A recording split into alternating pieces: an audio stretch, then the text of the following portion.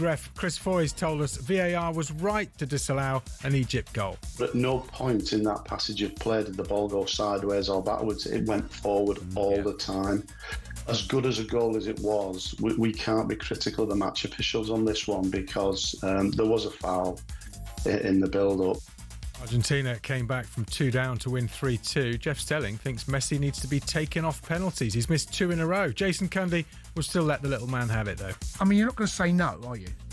You want Messi to save your life. So you got Messi standing there. Yeah. Fernandes, Alvarez, Martinez. And you got someone to save your life. Yeah. I'm going Messi, mate. Argentina plays Switzerland in the quarter-finals after they beat Colombia 4-3 on penalties. That ended 0-0 after extra time. Fulham co-owner Shahid Khan says Alvaro Arbeloa quickly made it clear he was the right man for the job. Arbeloa says it's an honour to sign a 3-year deal to take over at Fulham. And who did it better, Jason Cundy or Norway's Prime Minister? Maggie Thatcher, can you hear me? Your boys took a hell of a beating. Jonas Gahr Störe had a bit of awkward banter with our very own Sakir Starmer ahead of the quarter-final. England only win the World Cup under Labour governments in 1966, so the time is ours. Wait and see. It will be a great match. It will. England versus Norway is live on talkSPORT on Saturday night. talkSPORT News. Former Chancellor says Reform UK is being attacked by the deep state. And Trump says the ceasefire with Iran is over. Emma has more in half an hour. talkSPORT weather with QuickFit. This summer, treat yourself to Bridgestone Turanza All-Season 6 tyres with a 25,000 mileage guarantee. Book today at quickfit.com. Conditions apply. Only far northwestern Scotland getting patchy rain. Very warm and dry for the rest of us. Plenty of sunshine, even hotter across southern and central England. Strong sunshine there. Hello, I'm Matt Forden from talkSPORT. This is How to Win the World Cup. This is the best squad I think England have ever had.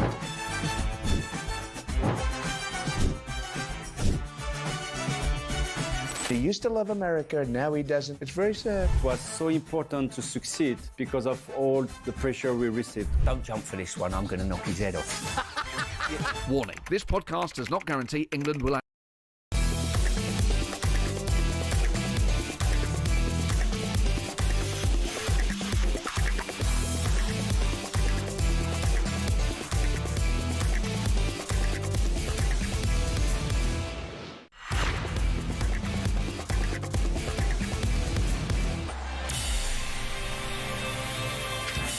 Good morning, this is Paul Hawksbee and Charlie Baker with you through until 1 o'clock here on talkSPORT. I feel energised. I can tell, Paul. I slept a lot yesterday after all the mayhem of the night before. Must have watched Switzerland-Colombia. Well, more on that in a moment.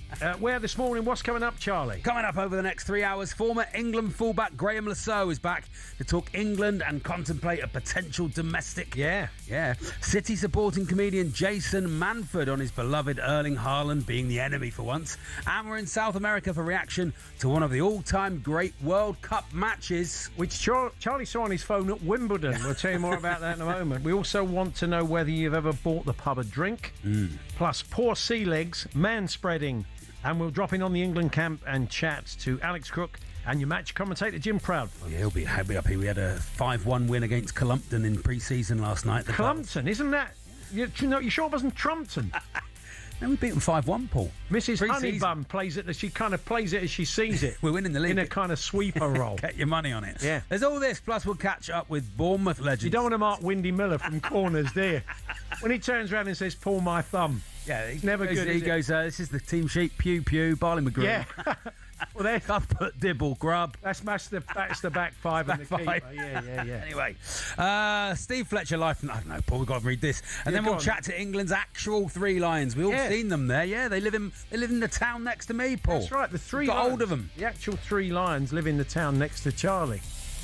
So it is 5 minutes past 10. Good morning, everyone. Good morning, Mr. Hawksbee. It's a brilliant World Cup, Paul, isn't it? Yeah. I mean, even if it is being rigged, they're doing a brilliant job. I'm not saying they're rigging it. No. I'm not saying at all. Some decisions you think, you would feel sawn off. That would be annoying.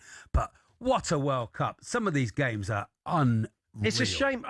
Myself and the producer were just saying this. What a match this is, because you've got too much skin in the game with England, Mexico, so you can't enjoy it. We know it's a good game. We know and the DR Congo. We know we've been involved in good games, but when you've got skin in the game, you can't enjoy a match the way that I think most of us, if we're England fans, or would have enjoyed Argentina against Egypt, because both teams went for it. It was the quality of the football.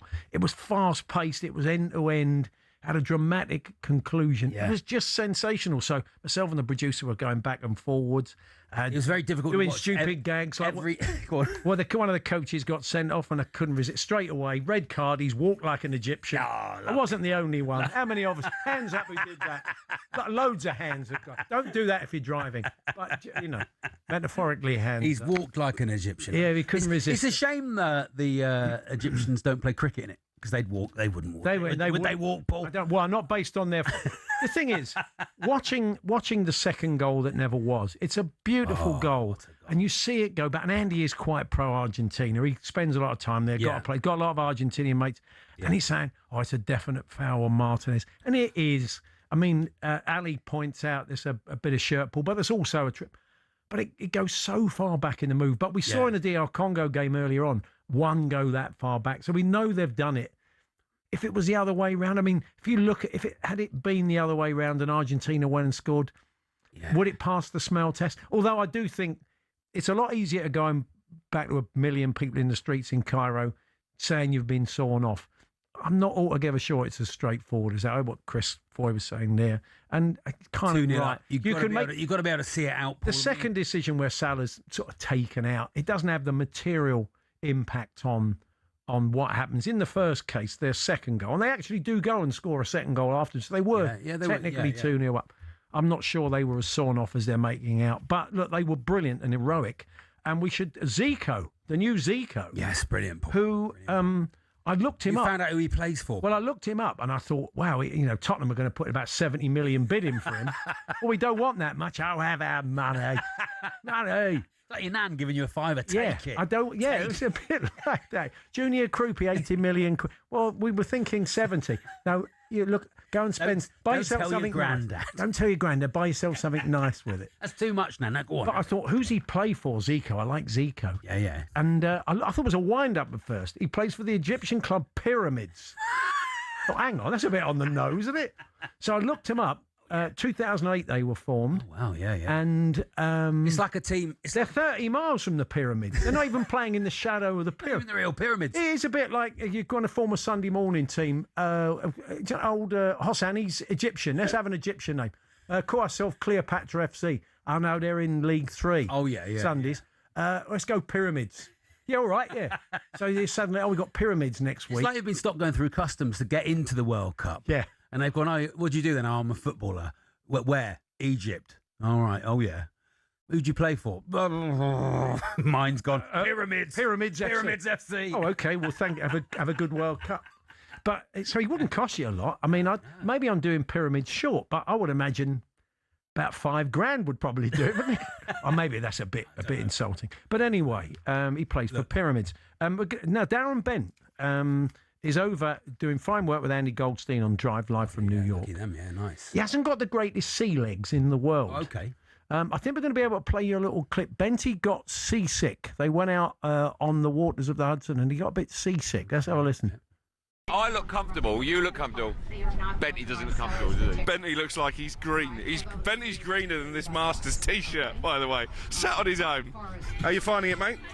I don't do well on ferries and boats and stuff. I suffer from motion sickness. Thanks for that, Crooked. You spelt my drink. But it's better down there. I don't do well on ferries and boats, man. Suffer from motion sickness. You knew you would get seasick. Why on earth are you on a boat? I just forgot. I see it really kind of the only way to get there, isn't it? Yeah, wow. Liberty, it's not exactly... If you Barry Park to Liberty Island, where you pick up, it's 15 minutes. How can you get... It's a bit like getting seasick on the Woolwich Ferry. I get sick on a waltzer, Paul. I'm not very good on spinning. Yeah, but that's different. But motion sickness. That's because you're mouthy.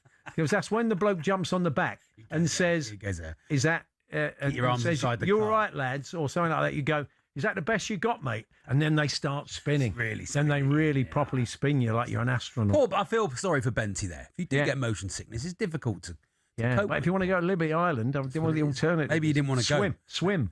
But anyway, he could have swum if he had his beach ball with him. If you're someone, my daughter-in-law took a newborn Oh, yeah. Literally round the corner. I mean, literally round the corner. Put him in his best outfit to see all of her friends. Oh, lovely. And he had his new outfit on. He's only about 3 weeks old. He in the looked chair. nice. And he looked fantastic. What was he wearing, Paul? And they were going. Or something? Oh, he looked brilliant. Yeah. And they were going, I don't know, 2 minutes in the car.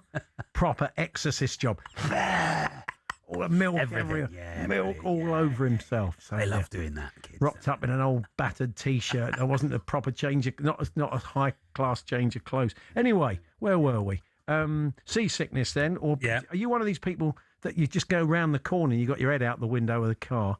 Talksport.com, text 81089, tweet TSH and J. Man-spreading, very quick. Man-spreading. Jason Man-spreading, he's coming on later. He's coming on. I was lucky enough to go to Wimbledon yesterday, Paul, and not very big seats at Wimbledon. No. Especially when you have an enormous man next to you.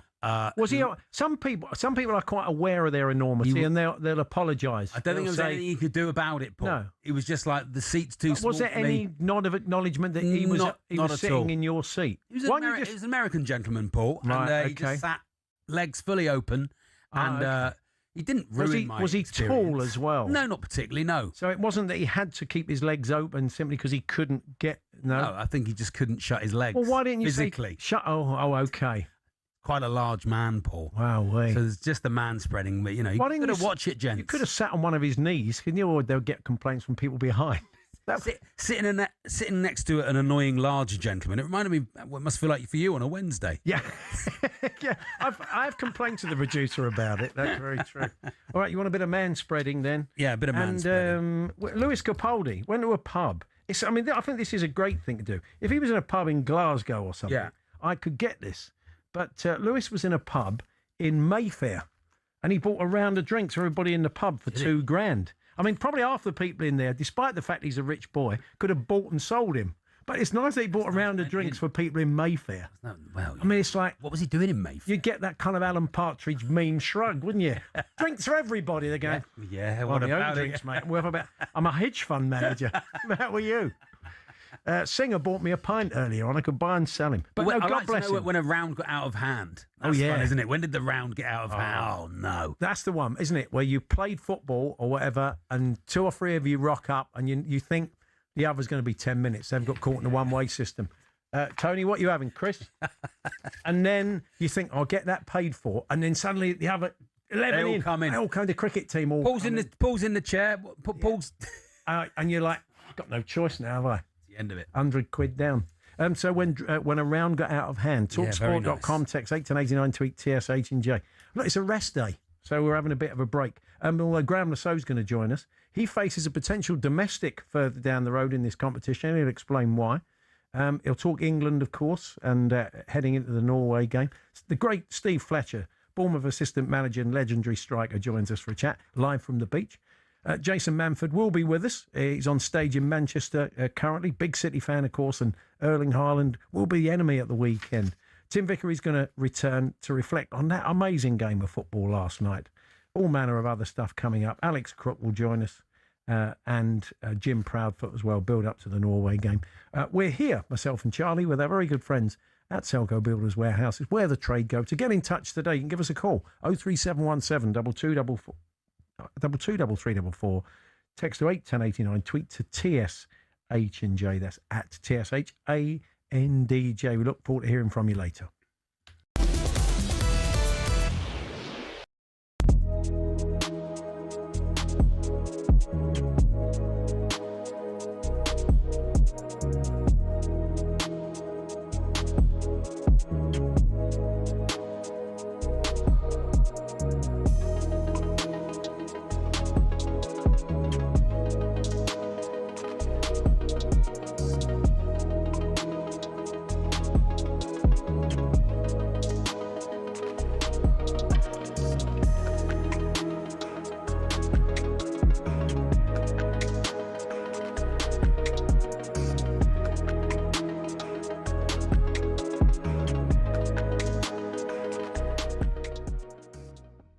Are you surprised that Barcelona signed Anthony Gordon?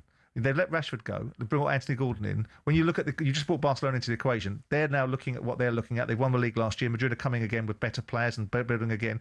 Are you surprised they've gone out and spent 75 million quid on Anthony Gordon? You know that Andy Gordon was in Everton and we promoted him a lot. So then I can say, yes, I am happy because he has gone. The prices, I don't talk about prices because football is crazy now with the prices. In terms of the potential of Anthony, I think Anthony, you know that he talks very good Spanish. Indeed. So he was learning Spanish, he was talking with us, with my staff, and after in Newcastle also with the staff. So I think he has an advantage. And you can see the first game he didn't do well, but the last game he was doing much better with England. Yeah. He has pace. He can score goals. And the time that he was with us, I don't know if I told you about the story of Miami. We played a friendly in Miami against Millonarios de Bogotá, and it was very hot, very, very hot. And he was on the bench, and he came from the bench in the last 50 minutes, and he couldn't run after 50 minutes. So, sorry, in the second half, after 50 minutes, he couldn't run, and he was very hot. And then we were talking with him about his fitness, and then he said, oh, his pace is there. He's very good. He has 37 kilometers per hour, so he's really fast. The problem was his stamina. And then he started working specifically with his stamina, and he improved it a lot, and they sold them later on for 40 million. So I think at this time he was not going with the under-21s.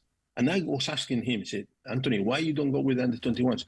And he told me, because they didn't see me now, how I'm working now. So I think at this time, this period, I don't know in the last, if you say, a few months, his mentality was more a hard worker. And he had the talent, he has the ability. We have a game after the training sessions to finishing, and who was the best? And normally it was Richarlison and him. Always he was there with Richarlison. So means that he can finish, he can score goals, he has pace. What he has to be is more consistent.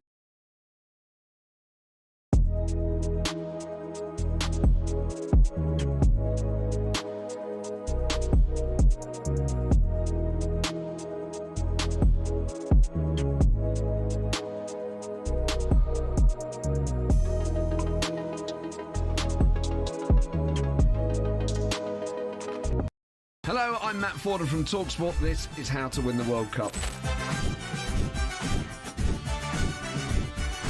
This is the best squad I think England have ever had.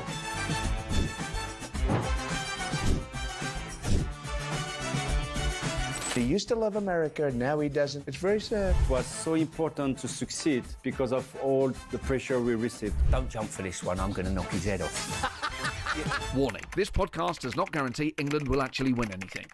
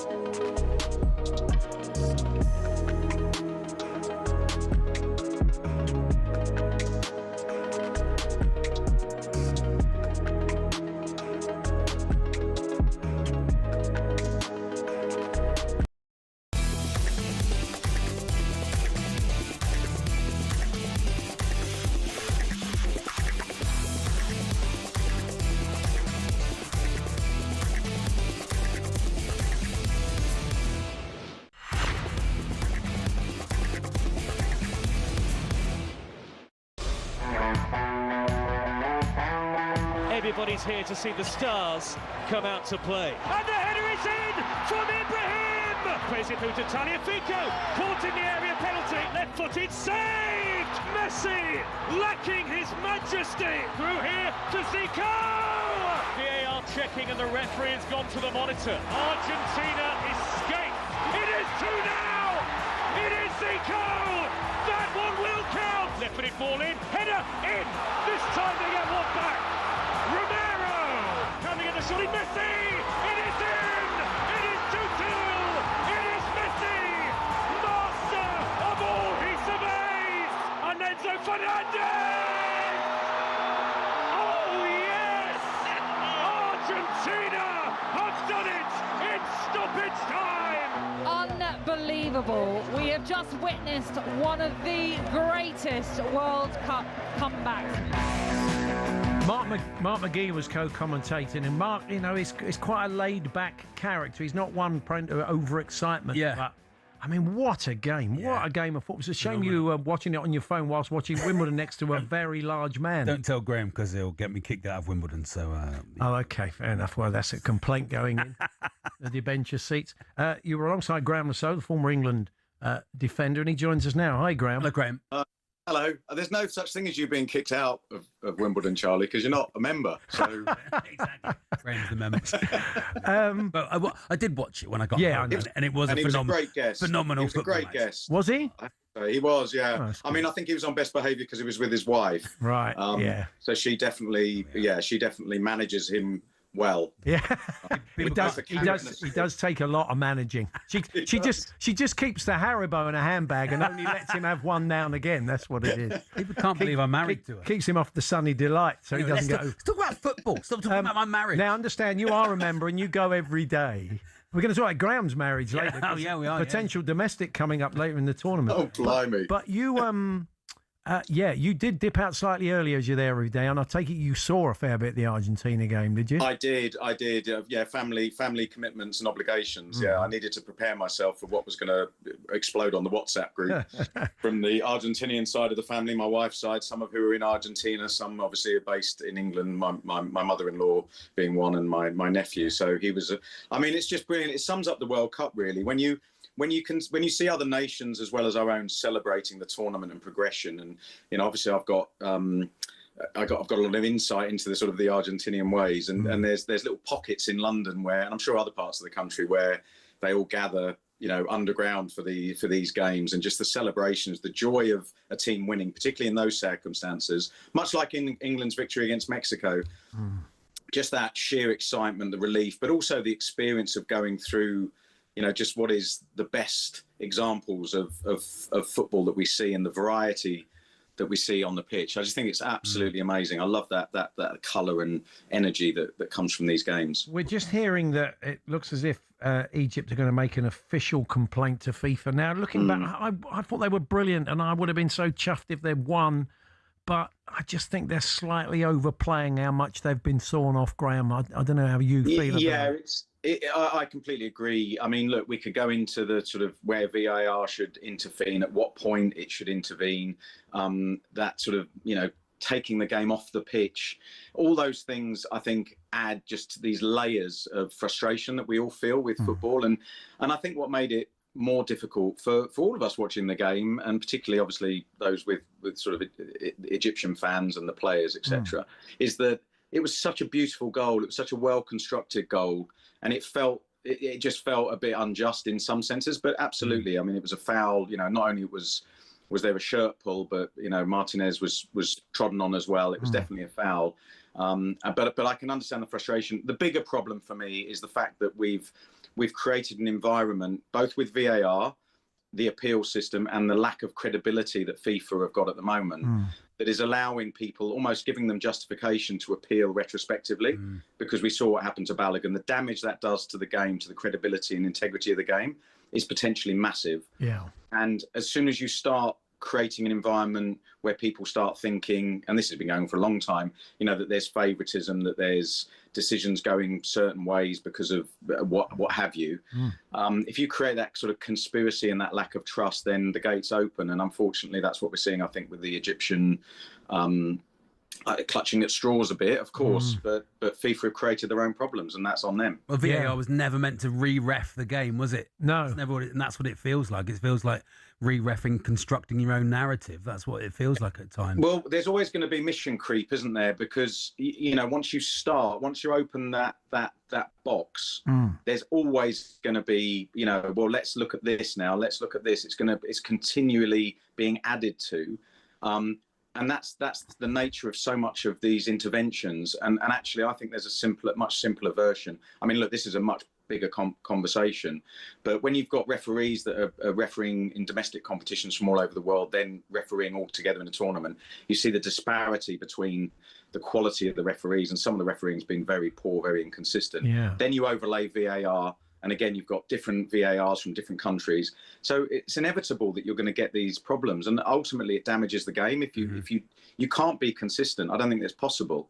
So what it does is it damages the game to a point where you start to look at the integrity of the game, and that for me You know, if you lose the integrity of a sport, then you're in trouble because people then start to jump to conclusions, and you lose that honesty of performance where Team A wins because they got lucky or they were the better team. You start to look at things in a way, as Egypt were doing now, and you know they were magnificent, but Argentina just, you know, the ability to sort of pull that back, and star players, you know, digging in, and you know it was a fantastic comeback. The relief you could see, Enzo Fernandez was in tears, Messi was in tears, just the relief of being able to pull that off, knowing the jeopardy, knowing what had happened in that last game as well against Cape Verde. I mean, Gary Neville was saying last night, you can't keep getting away with it. They always seem to find a way, don't they? This is the thing. You kind of know about the Argentinian psyche through your wife's family and just how important football is to them. It's on another level, really, isn't it? Yeah, it is. It is the sort of the passion and energy that they show, the way it brings the country together as well, is quite remarkable. It really is. And, you know, we're a very proud football nation. But whenever I've been in Argentina, whenever we've been around tournaments, thankfully I wasn't as aware of it in 1998 when we lost to them. You did but punch the air, though, didn't you, when Beckham got sent off? I think you punched the air. I played in that match, yeah, exactly. You punched the air, yes. I punched the air. Gave Simeone a hug. Yeah. Talking of integrity, yeah, exactly. We go back and look at it. Yeah. How old were you when you retired, Graham?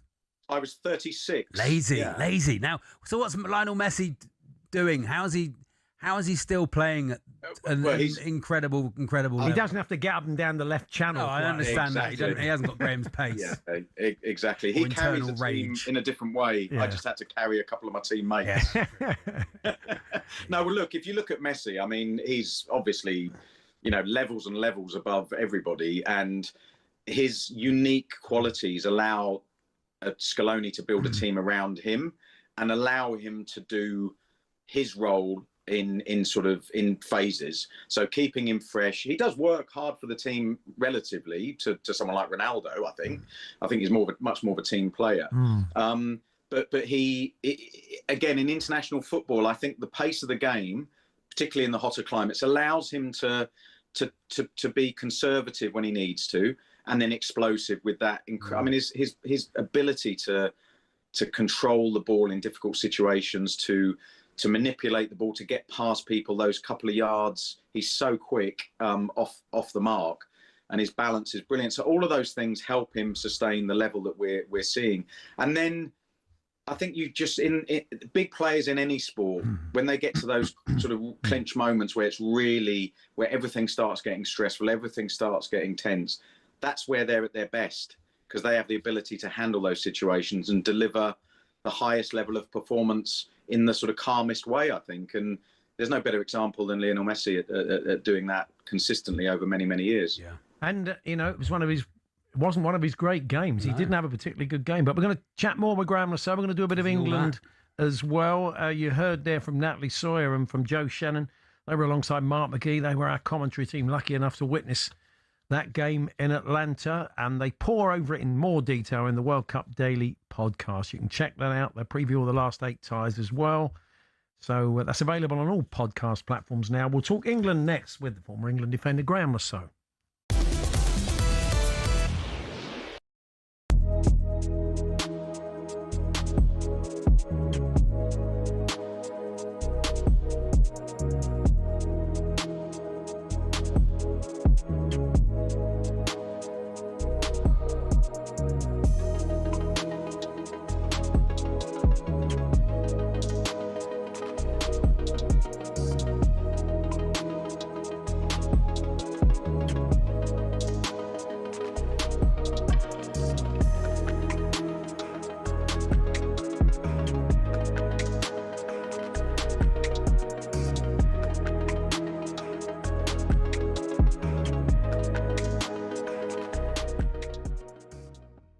I can't believe they're moaning about losing. No, you're right. They're moaning about the decisions, and I've seen all the interviews after the game.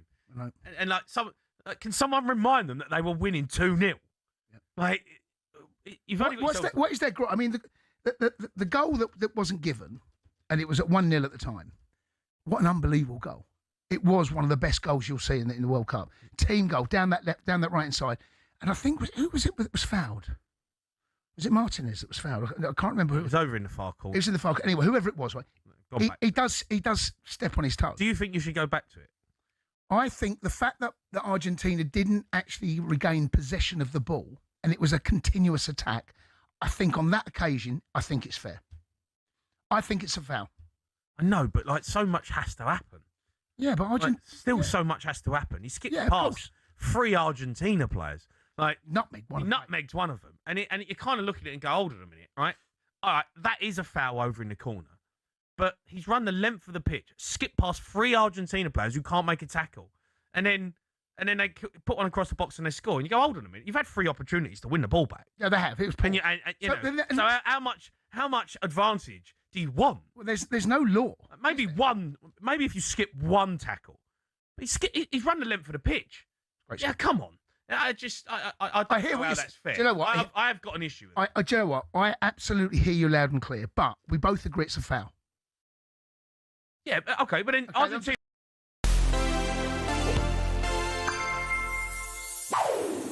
So Jeff Hurst is a name that's synonymous with the World Cup, especially in England.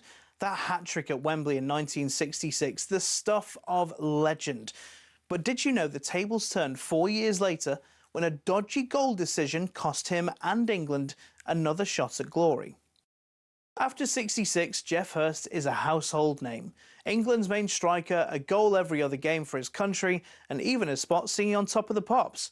It looked a bit different, didn't it? But the 1970 World Cup wouldn't be a cakewalk. Hurst only scores 1 in 3 in the groups, and England finish second, meaning they get a tougher draw for the knockouts. And who's waiting for them in the quarterfinals? West Germany. It's a physical game, and as you can see, Hurst wasn't given much time on the ball. England go 2 up, but the Germans come back, and we're going to extra time. Gerd Müller scores, and seemingly puts Germany in the last 4. Just moments from time, though, Jeff Hurst has the ball in the back of the net. But the referees decided that when Francis Lee cuts in from the right, despite his cross clearly deflecting off a German boot, Hurst is offside, so he disallows it.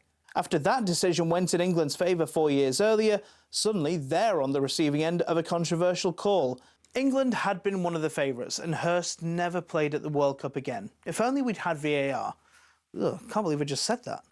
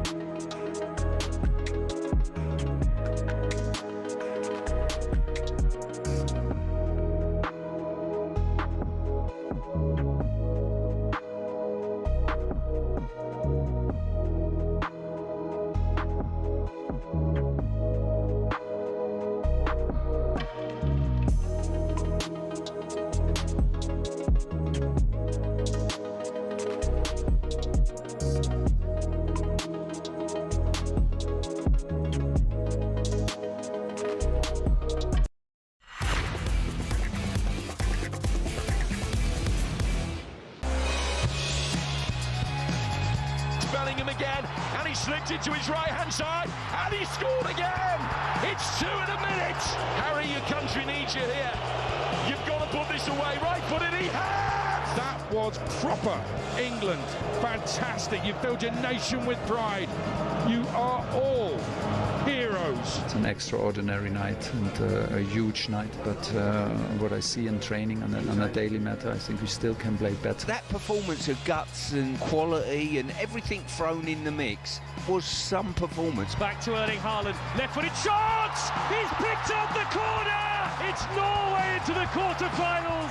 Brazil are heading out. Erling Haaland, you beauty. Score 7 goals for Norway in the World Cup is quite special. Bring on the Norwegians in Miami. Now comes quarter-final. Now you see the end of the tunnel, and now from the quarter-final, every team can win it. We're in the last 8. It's full steam ahead now. Yeah, Saturday night, 10 o'clock, live on talkSPORT. We bring you that game. Graham Lasseau is with us, the former England left-back. I mean, a lot of people, Graham, have been saying the last 48 hours or so, it was one of the great England performances. Are you agreeing with that? I do agree with that. I think, you could spend time ploughing through all the performances, trying to work out exactly where it ranks, but certainly watching it and sort of the aftermath of the match, it felt like such a complete performance that you could take so much pride, as your commentary team was saying, in every individual, but also how they played as a team. So whether that was the defensive unit, whether that was how they broke, I think every single player raised their game. Harry Kane and Jude Bellingham raised the standards and had high standards earlier in the tournament.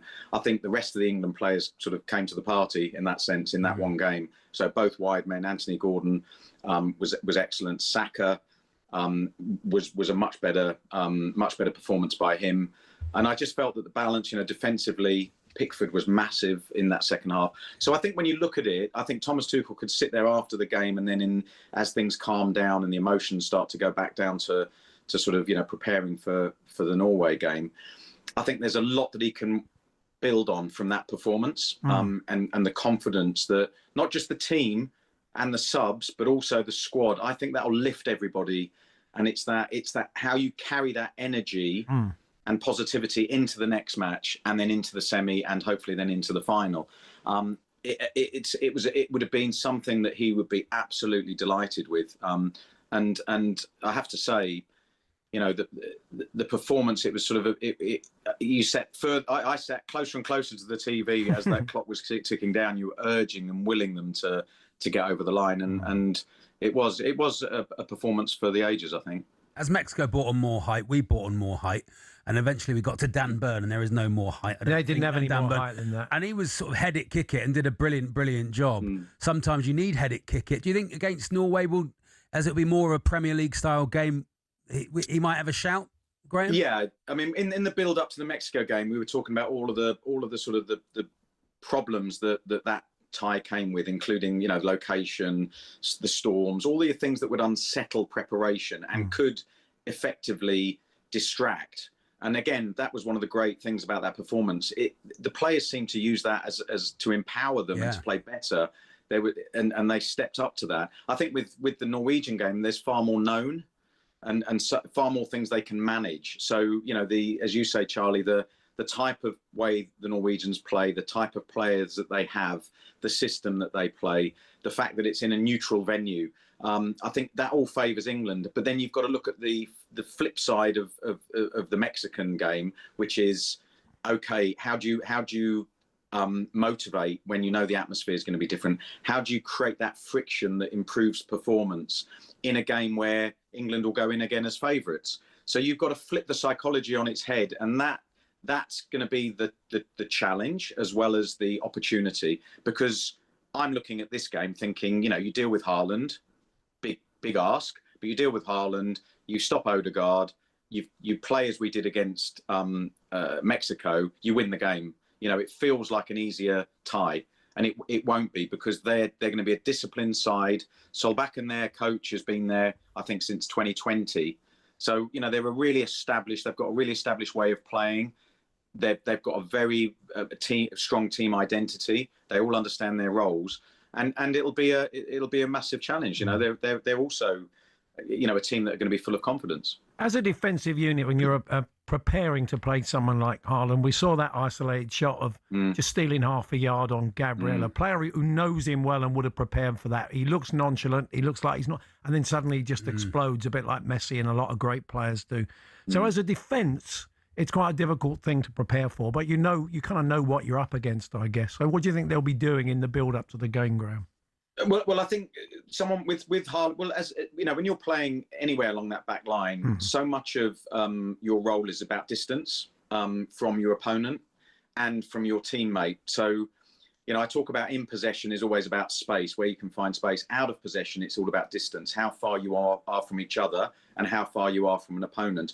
So being alert to that, especially with someone like Erling Haaland, where he switches off, or he looks like he switches off for large periods of the game, that lulls defenders into a little bit of sort of, not complacency even, but just, if he's not moving around, you think you know where he is, and you switch off a little bit. And as you rightly say, Paul, he's so quick and so powerful. Once he's got in front of you, you're not going to be able to pull him back. You're not going to be able to get your body in front of him. He's going to get away from it, and he operates in small spaces really well. Obviously, he's got the running behind as well if England are playing higher up. So I worry a little bit about that counter-attack. If England are pushing up to the halfway line and both fullbacks are pushing forwards, if Haaland's up there and they go direct in behind England, that could also be a problem, because 1v1, when he's facing the goal, he's also lethal. So it's very much about working on that. I think, the two centre-backs are going to have to be really, really alert and communicate well. Rely on each other. Again, Pickford has a role, I think, in that as well. Making sure the gap between him and the defensive line isn't too big, so that anything that's sort of in his sort of zone he can come and get. He did that brilliantly against Mexico when he was needed. And also, I think you can't focus too much just on one player. Obviously you've got to respect Haaland and you've got to prepare for him, but you can't. If you focus too much on one player, the pull of that player means that people start coming out of positions, and that'll create space for other Norwegian players. Well, they got Noosa who can pop up with a goal as well as Mark from Odegaard. Playing against, the defence are going to be on it. Gay and Stones could potentially be together at some point. They are teammates of his. What's it like when you play against the teammate on international Rice level? and Odegaard as well, I suppose. Yeah. So training with each other. You must have experienced that over the years. You come up against someone you meet every day in training, and suddenly you're playing against them internationally. Yeah, well, back to my World Cup experience, Dan Petrescu scored the winner for Romania against us in that second match, and I was tracking him and made a bit of a mistake, got clouted, and he scored. So the point being, really, for me, whenever you're playing against someone that's either a close friend or a teammate at international, it's like sibling rivalry. You want bragging rights. You want to go back to training after the summer feeling like you owned your teammate for that game, and that you can walk in sort of with a little bit of a little bit of ammo if you need it, just to rib them. So one, them inside out. Every day in training they're going to be coming up against each other. So whether it's Stones, Gahey, O'Reilly with Haaland, or the Arsenal players, as Charlie says, with Odegaard, knowing how that player plays and seeing them every day in training, it's going to be interesting. I'm sure Thomas Tuchel will have been sort of checking in on those individual players to find out if they have any additional sort of intel on those players. But also, the Norwegians have the same information coming back the other way. So it's for me, it would be I'd want to make sure that when we turn up for pre-season training, when we're back together at Manchester City, if I'm Mark Gahey, I'm going in there saying, okay, Erling, I had the better of you personally, and we beat you. So just pipe down. Just before we let you go, Graham, just a quick one on Liam Rossignour. He's back in management with Paris FC, a club with big ambitions. Hipster's choice, isn't it, Paris? Well, yeah. It's quite damaging to him reputationally, but clearly his stock is still high in France after the job he did with Strasbourg. Do you think there is a bit of a rebuild? Has he got stuff to prove, or was he just wrong man, wrong time at Chelsea? Yeah, look, I think when you look at it, even I'm sure Liam would admit that he wasn't qualified for that Chelsea job, given his coaching experience or lack of coaching experience. It's a monster of a job, managing a Premier League club, let alone a club like Chelsea, which was is chaotic. So I think stepping back, having the humility to step back into a level of football where he can continue to build his career and his CV. And as you said, he did very well at Strasbourg. So I think losing a job in the Premier League, being fired as a coach isn't necessarily a failure. It's just that, it wasn't the right fit.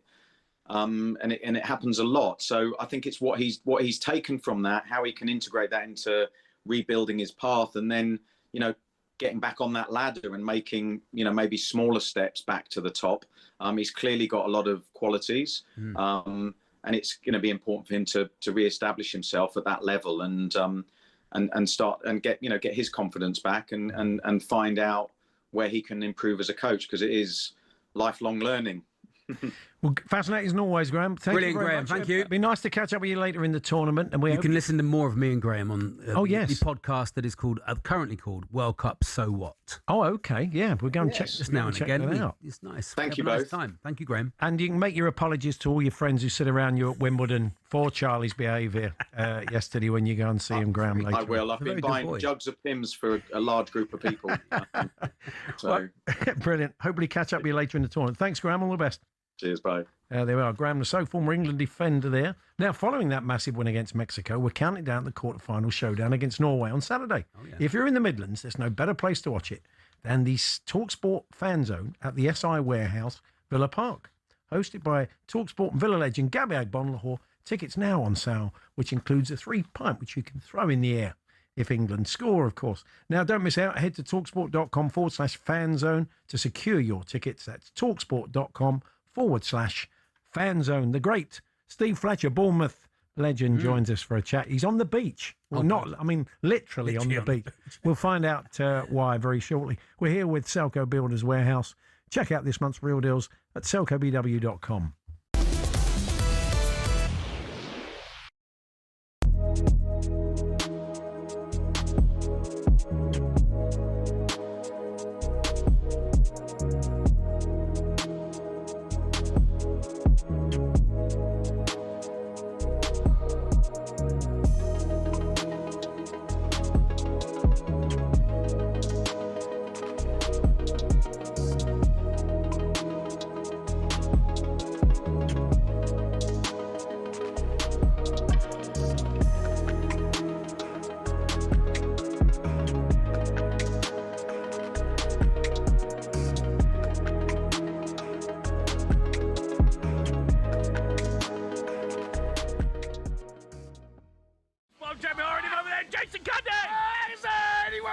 Mexico! Me Mexico! Yo, my woman! Hello, base in the house! Check that altitude! Do me a favour, altitude! You're an absolute fraud, altitude!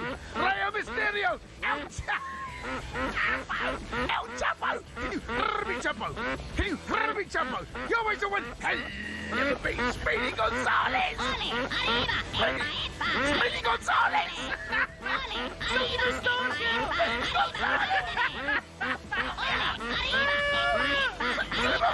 Can you hear me, honey? You're doing hell of a bean chicorito tacos. Do your favour, Marichi man. Can you hear me, Marichi man? You're doing hell of sombreros. Sombreros. Sombreros, you're doing hell of a bean guacamole. Oh, guacamole's getting to your failure.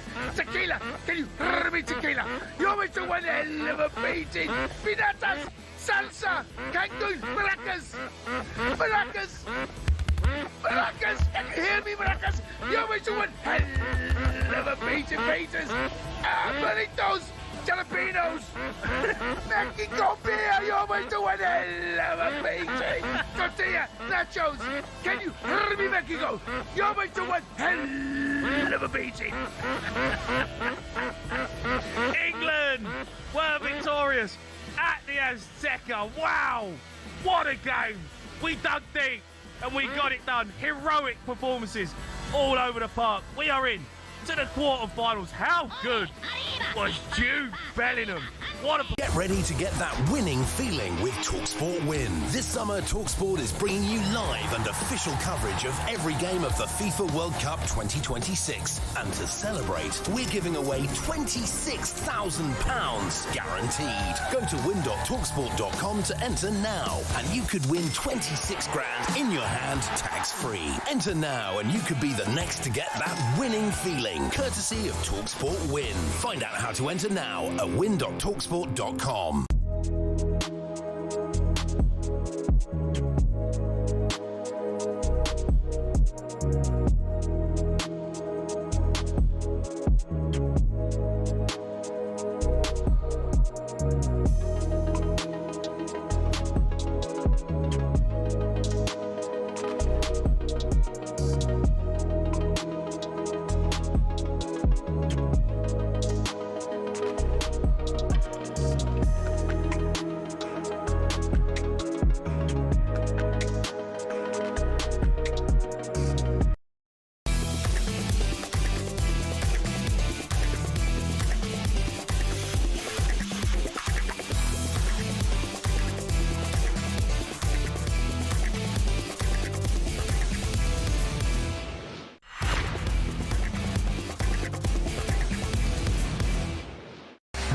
26 grand in your hand, courtesy of talkSPORT Win.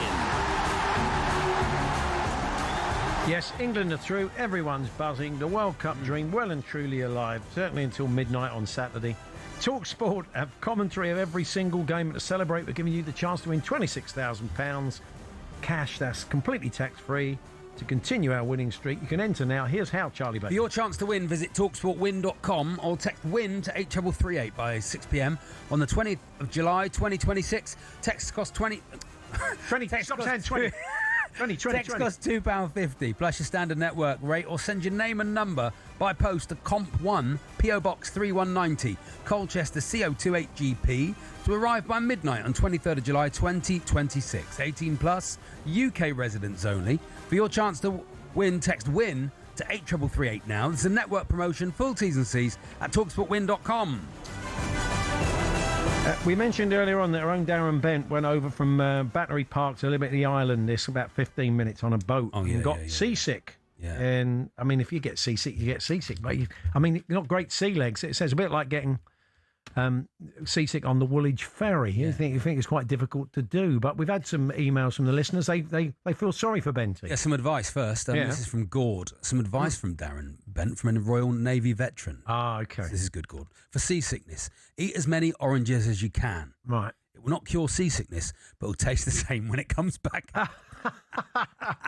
My dad was in the Very Navy nice. and Merchant Navy. My stepdad for 20, 25 years, various times.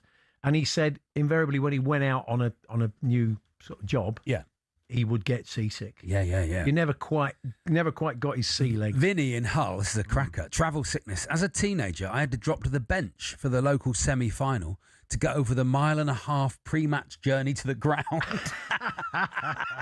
Couldn't cope, car Vinny. sickness, sea What a sickness, nightmare. It needn't be a long journey. It I've had can be a absolutely very loads, short Paul. one, I'll get some more a bit later on. Yeah. Fantastic. Well, you got a bit of time because we can't we got problems getting through to the beach All for right, then, Steve no Fletcher. problem. Yeah, no problem at all. Let me. What else we got here then? Smudger. Yeah. What have we got? I have a sports bar in Nottingham City Centre, says Tom, and it's been amazing to see so many pockets of different nations venturing into the city to watch the matches, particularly Argentinians, Brazilians and Mexicans. We had an away-in for the 2 a.m. kickoff on Monday. That is great, isn't it? I mean, it's been one of the interesting things. All parts of the country have got these, and like Graham was saying, these little areas, these little pockets that have got I didn't realise, I saw Thelma Hunter on the ITV yesterday, that Queens is kind of little Columbia in New York. And she went in there and chatted to some people, and they all congregated, obviously, there to watch the match. Well, one of my favourite things we've done on this in this show is when we played the DR Congo, and Max went down to the guys in the shop in Tottenham. Yeah. Anyway, also you wanted to know about people buying when a round gets out. When of a round hand. gets out of hand, Yes. good old Lewis Capaldi put his car behind the bar in a posh Mayfair pub. When there was probably half the people were richer than him. He took Rita Ora for a pint, and it cost him $2,000. So good. It's what a nice thing to do. I mean, do you think if he'd spent that in a sort of pub round his way, probably got twice the amount of drinks. He must have gone up to the bar and said, "Hang on, £8 a pint, £9 a pint." He's in London, isn't he? What does he expect? Yeah. Liz has been in touch, not quite buying the entire pub around, but buying the whole racecourse champagne. I don't know if this used to happen. I don't know if this is like getting a hole in one. Yeah. In 1908, I don't know how much champagne was in 1908. Paul. Yeah. I mean, relatively speaking, probably still quite expensive. My great-grandfather, Alfred Simon, won races at Epsom with his horses Moët and Shandon. Oh, wow. And I mean, it does sound like two bulldogs. Moët, Shandon. Yeah. Two kids in the Arndale. Moët, Shandon, eat your nuggets and shut up. And to celebrate the victory of Moët and Shandon, he bought champagne for the entire racecourse. Yeah. And this is still noted on various websites today. Super show, she says. Yeah. Liz, thank you, Liz. That's what a brilliant story. He's the man who broke the bank in Monte Carlo. That was Champagne Chart. No, different song, two different stories. A friend of mine told me a great story. I can tell it this time of day. Oh, okay, go on. Have a go. I think it was a story of someone up in the Lake District who liked to drink and would frequent this pub. He was from out of town, but he would be taken home in a wheelbarrow often after a whole day and night's drinking. Oh, very nice. And he saw him being led through, I think, the streets of this little town in the lakes. Yeah. having soiled himself at the bar. That was the point where they knew they had to get him home. And he was in a wheelbarrow being taken home. Get the wheelbarrow. Slightly whiffy. Don't want to get downwind of him. Singing, "I'm the man who broke the bank in Monte Carlo." It's an image I've always loved to have seen. Beautiful. Yeah. In a wheelbarrow. That was it, yeah, whilst in a wheelbarrow. There's a great joke you can't tell about doing that sort of thing, Paul. No. If you I think it's... We don't want to go, not without demographic. You've got to Google it, £10 in a jacket. That joke. Google the £10 in your jacket joke. Okay. Absolutely brilliant. Well, look, Steve's on the beach. I think he went in for a dip. All right. So, no, he didn't. We had problems with the line, but we're going to have a chat with him. We do want to talk a bit of Bournemouth because, this time last year, they've lost half their team. Yeah. Irola's going to struggle. They're going to be in trouble. They're the kings of recruitment. They're amazing at it. Interested to get his take on Ryan, what he makes of him as a fellow frontman. So we'll have a chat with Steve later, live on the beach. Tim Vickery's going to join us. All the fallout in South America, that amazing game of football between Argentina and Egypt. Jason Manford, currently on stage up in Manchester, will be joining us for a chat. Yeah, Erling Haaland is the enemy from his point of view, which is very rare. So we'll have a chat with Jason and all manner of other stuff. The actual three lions that follow England around the World Cup will be joining us for a chat. It's Paul Hawksbee and Charlie Baker here on talkSPORT. The sports headlines are next.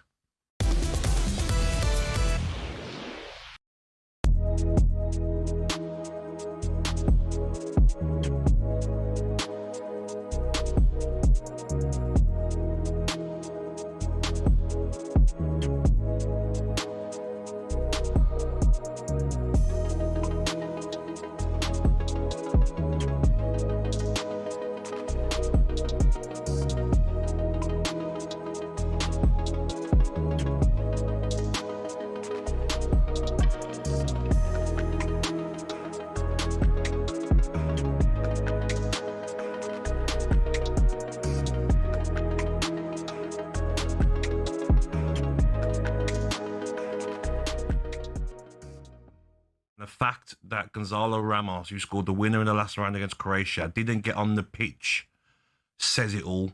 Ronaldo, not his fault because he wants to play and the manager's playing him, but he cost Portugal this World Cup. And there'll be a lot of players, your Fernandes, your Neves, your Vitinha, Mendes, they'll be looking and thinking, legend of the player for the country, but because of him, we're going home. Yeah. And as you say, the manager's seeming fear of substitute. I mean, takes off, you know, the likes of Vitinha and Neto and so on. And you say Ramos sitting on, even when Spain take the lead and there's 5 minutes or so of added time to come, still will not put Gonzalo Ramos on. I don't know if they'd run out of substitutions windows. Had they? I think they might have. I'm not 100% sure on that to bring him on that late. But it's just a shame to see sometimes. You know, like, do you remember the famous words from, was it Jamie Carragher to Casemiro? Leave the football for the football leaves you. You look at Ronaldo now and you're like, if I was the next Portugal manager, I'm only taking the job if he is not in the squad. That's the level I'm going to. Here's a thought for you. Roberto Martinez is leaving as Portugal manager. We all know that. How about Cristiano Ronaldo as the next Portugal manager? Wouldn't surprise me. Plays himself every game for the next 5 tournaments. He didn't have to play himself because then he's still at the forefront of everything. Yeah, it was just the walking for me, Jeff. You know, the lack of pressing, the lack of offering anything, and throwing his arms up at his players. Even after the final whistle, he stood there. It's the Ronaldo show. He's not going around to the younger players.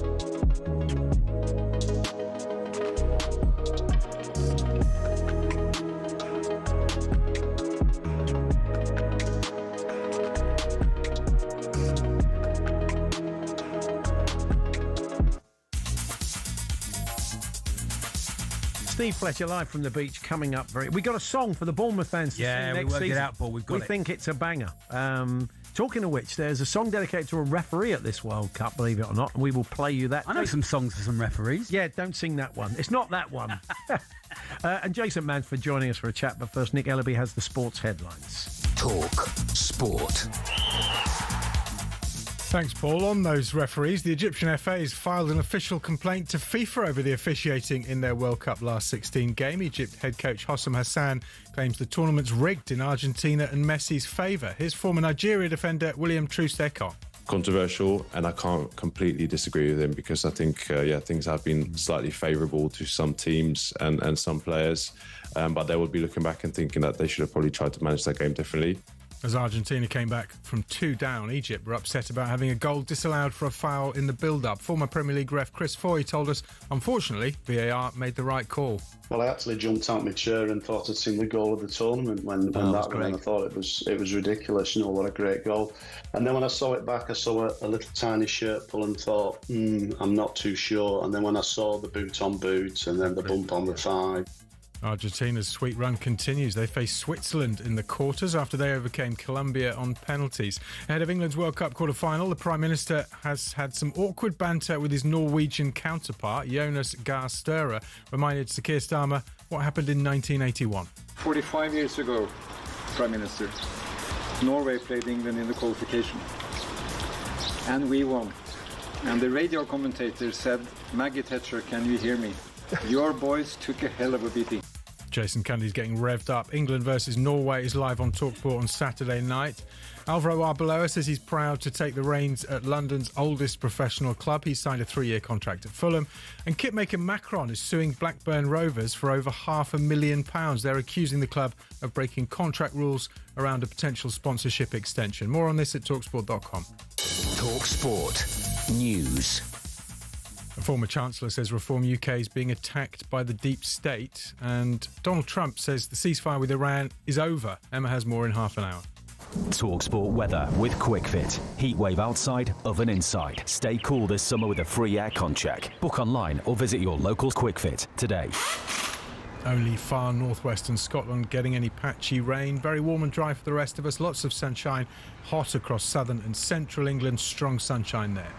Get ready to get that winning feeling with talkSPORT Win. This summer, talkSPORT is bringing you live and official coverage of every game of the FIFA World Cup 2026. And to celebrate, we're giving away £26,000 guaranteed. Go to win.talksport.com to enter now, and you could win 26 grand in your hand, tax-free. Enter now, and you could be the next to get that winning feeling, courtesy of talkSPORT Win. Find out how to enter now at win.talksport.com.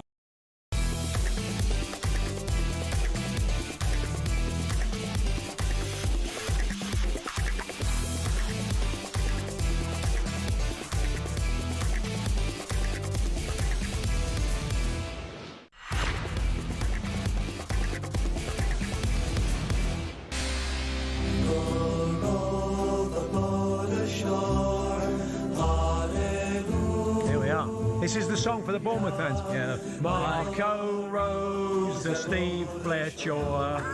Hallelujah. Marco Rose, Fletcher scores. Well, he's not playing anymore. Not playing. Well, unless he's. That's why he's joining us. That's why he's on. He's back. Could it be breaking news that legendary Bournemouth frontman Steve Fletcher is giving up his role as assistant manager? He's seen Messi at 39, Paul, and he's thought, hang on a minute. 53 is no age. Good morning, Steve. Hey, Steve. How are we doing, gentlemen? Yeah. You're not coming out of retirement. You want to quash that straight away? Mate, in my own brain, I've never retired, so I still think I can still give it something for 5 minutes. Bring me on for 5 minutes, win a couple of headers. Or 90 if you're Ronaldo. Let's hope at the vitality they can give us Marco Rosa, Steve Fletcher, or Hallelujah. Hallelujah. Come on, get great. Suggestion. So, Steve, you're on the beach, aren't you? So, literally on the beach. Tell us why. Yeah, I've been down here since 8 a.m. I believe our new shirt sleeve sponsor, Mr. Q, they've been down here since 4 a.m. They've put over 230 Mr. Q and AFC Bournemouth collaborated towels out in one big mosaic, which is behind me. It's grabbing a lot of attention from the locals. So there'll be tens and tens of thousands of people down here in the next couple of hours as the heat builds. Bournemouth, obviously, 8 miles of golden sand, and we're on prime spot right next to the pier. Look at that. It's looking lovely down there, isn't it? It's looking very nice. You've been in for a dip, Steve? Yep. Do you know what? I've lived here, almost 34 years, and I've been in the sea twice. That's not for me. Not for me. I don't know if I don't know what's underneath me. I ain't getting in. Did you ever go down to the beach to train? Did that you used to think? Yeah, back in the day, over the far end where Mr. Harry Redknapp lives, over in Sandbanks, the very posh end. We used to go training there up and down the sand dunes back in the 90s with Tony Pulis, Mel Machin, Sean O'Driscoll when they were our manager. Wow. And we spent many an afternoon clambering up the sand dunes. Yeah, them days are gone. But yeah, I look back on them. They were great times. It was old school training, but that's all we knew back in the day. Yeah, fantastic. This time last year, everybody was saying, "Oh, it's going to be a tough season for Bournemouth." You know, they're losing good players there. It's going to be hard for. And then what happens? Of course, you have another sensational season. The recruitment at the club and the work you guys do. I mean, I think it's pretty textbook, really. I think a lot of clubs envy Bournemouth and your approach.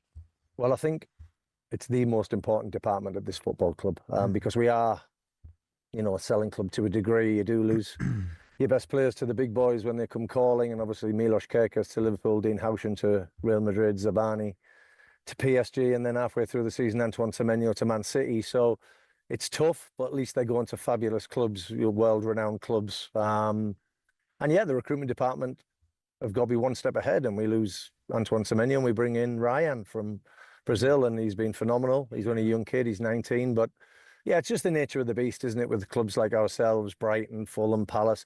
When the big teams want your players and they're throwing astronomical money on the table, it's very hard, one, to stop the player going because it's his dream, and two, the club's got to balance the books. You can buy a few players with that, and you've just got to keep the wheel turning. So yeah, the recruitment department has been fabulous. Everywhere I go around the world, everyone says to me, Fletch, your recruitment department have been nothing but phenomenal. So yeah, that's got to continue for this club to be successful. It's not just recruiting them, it's looking after them when they get there, because Tim Vicker, our South American correspondent, often says a lot of young players from South America kind of crash and burn. They get in a country, they don't know the country, they don't know the culture.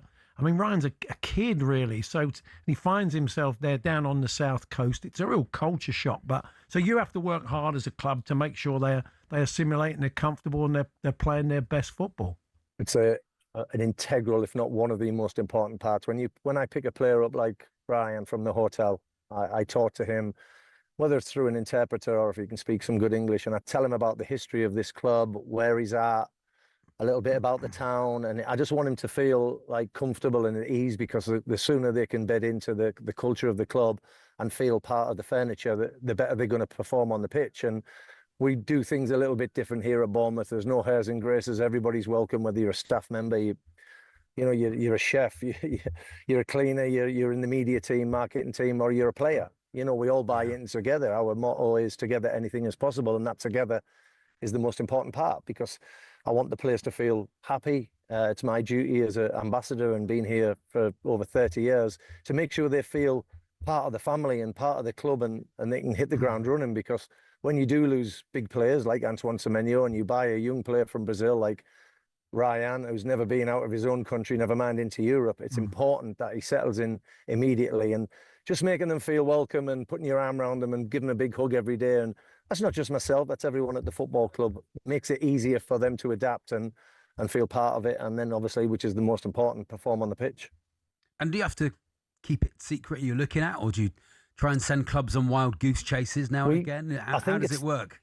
I think it's the one department that has increased the capacity of the people who work in that environment is increased phenomenally over the years. We've got scouts over in North America, South America, Africa, Europe, Asia, and you've got to have people who want to buy into AFC Bournemouth and be part of it and involved in the structure and the way we work things. And like I say, it is probably the most important piece of the jigsaw for AFC Bournemouth, because we have lost some big players, phenomenal players for this football club. But if we can replace them with young lads, listen, we're never going to sell a player for 60 million and buy another one for 60. It just doesn't work like that with teams like AFC Bournemouth. But we can buy a player for maybe 30, balance the books, and he has massive potential. So your scouting department, whether it'll be in Brazil or it's in the north of England, they've got to be on top form. We've got people we can trust, and they've got to know their stuff, because they've got to know the type of football we play, the way the manager wants to play it, and they've got to be almost a replica of the way they play, a replica of the person or the player that we've just lost. Yeah, it's really impressive. What have you made of Marco Rosa so far, Steve, in your conversations with him heading. So I've into been the with new him. season? I met him at the end of the season. He was brilliant. He'd done his homework on the club. He knew all about the history. He just wasn't walking into a Premier League team. He knew that we had been in administration twice, nearly went out of existence back in 2009. And obviously I had 10 years in the Premier League and now in Europe. So he was wanting to meet me, which I found astounding. And I was overwhelmed when I met him, and I put my arm around and gave him a big hug. We had a bit of banter and I felt like I'd known him for years. He's got a warmth about him. He went around every department. It doesn't matter what level or what you worked at the club, he went and spent time with everyone. And he said to me the other day, I only went to the toilet and I ended up being away from the desk for an hour because he gets sidetracked. And he's just got that, like I said, that warmth, that human side to him that is brilliant. Now, we know it's all about results on the pitch, but he's come in, he's bought into the philosophy of the club, the ethos of the club, the history of the club. And yeah, him and his staff have been nothing but brilliant. He's been in all week this week. The players come back in on Saturday for a test day and officially start next Monday. And that's when obviously the hard work and what he's here for comes to fruition. But as a person and around the place, he's been incredible for everybody. And like I say, it feels like he's been here for months already. He's only been here a few days. A bit like Antoine Semenyo and the way he left with a bit of class. I think Andoni Iraola has left the club with a bit of class. You had a good relationship with him. How do you think he'll fare at Liverpool?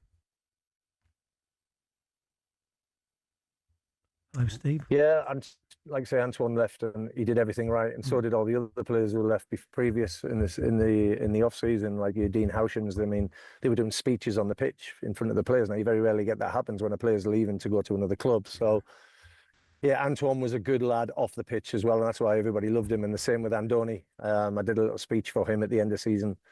We have a get together with all the staff and players, and I did a speech and said how incredible he was for this football club and what a lovely human being, and how that everybody bought into his way. And it was sad to see him go, but that's football. Players go, staff go, managers go, and he's gone to one of the biggest clubs, world clubs in history. I mean, I was a Liverpool fan as a kid. Kenny Dalglish was my hero. Ian Rush. I was kicking balls around the streets of Hartlepool, pretending I was those players. And I said to him, "You've gone to my favourite boyhood club, and I hope you do really well." And I don't think he'll change. He'll play the way he wants to play. He plays that style of football, attacking, aggressive, pressing football. And I think listen, it's all about results. I understand that, but I think the Liverpool fans will love him, and he's a good person. He's quite quiet. He keeps himself to a degree, but he's very warm, and he wants the club to do well.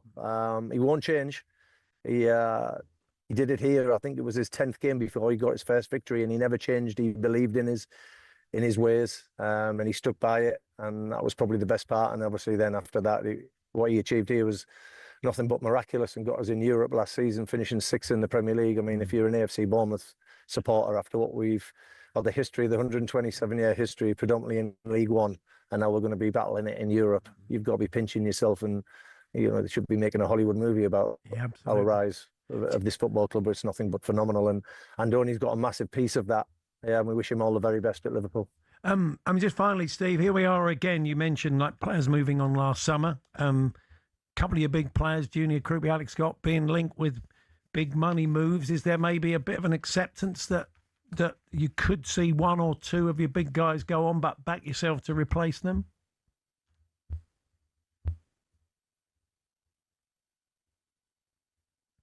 Sorry, the sound's just gone a bit, but I'll answer the question. Listen, it's the nature of the beach. Yeah, it's the nature of the beach. The beach. My fault, Steve. Yes, there's the nature. It was a clever trick on words, wasn't it? That's the nature of the beach. Look. Yeah, it's lovely. No, that's the nature of the beach. As long as it's not a naturist beach you're on, Steve. Yeah, that's a naturist on the beach. Distance on Studland, but not that I've been. They call their naturist beach Studland. Studland. Wow, that sounds interesting. Nice. But listen, it's just one of those things at a club like ourselves that when your players play well and your best players are performing, and like we've seen it, like I said, with Antoine Semenyo and the rest, it's going to attract attention of the big teams. Of course it is, and you can't stop that. I mean, it doesn't matter if it's us, Brighton, Palace, Fulham. Teams of that magnitude, when the big boys come calling and they show interest, of course, that goes worldwide. And We have had players like Alex Scott who were phenomenal last season, Adrian Trufer, the left back, Junior Krupi, especially being a young lad. Obviously, Ryan coming in January and hitting the ground running. It's going to bring attention. And I think you just got to deal with it. It's life. It's just one of those things. And as long as we recruit well, if we do lose those players, we just keep the wheel turning. But it's tough because you want the young players to do well and go and achieve everything they have in their dreams. And they want to play for the biggest teams in Europe. Of course they do. Do we want to lose our best players? No. Do the fans want to see them go? Of course not. But when you've got young teenage lads performing phenomenally well and finishing in the top 6 of Premier League football in the most competitive league in the world, it's going to draw attention from everyone around Europe, around the world. So, like I say, you've just got to deal with it. And when it comes around, have something ready for when it does. And yeah, Alex Scott's grabbing a lot of attention. Of course he is. And he was magnificent last season, especially the latter part. He was dominating games. We were going away to Arsenal and he was the best player on the pitch.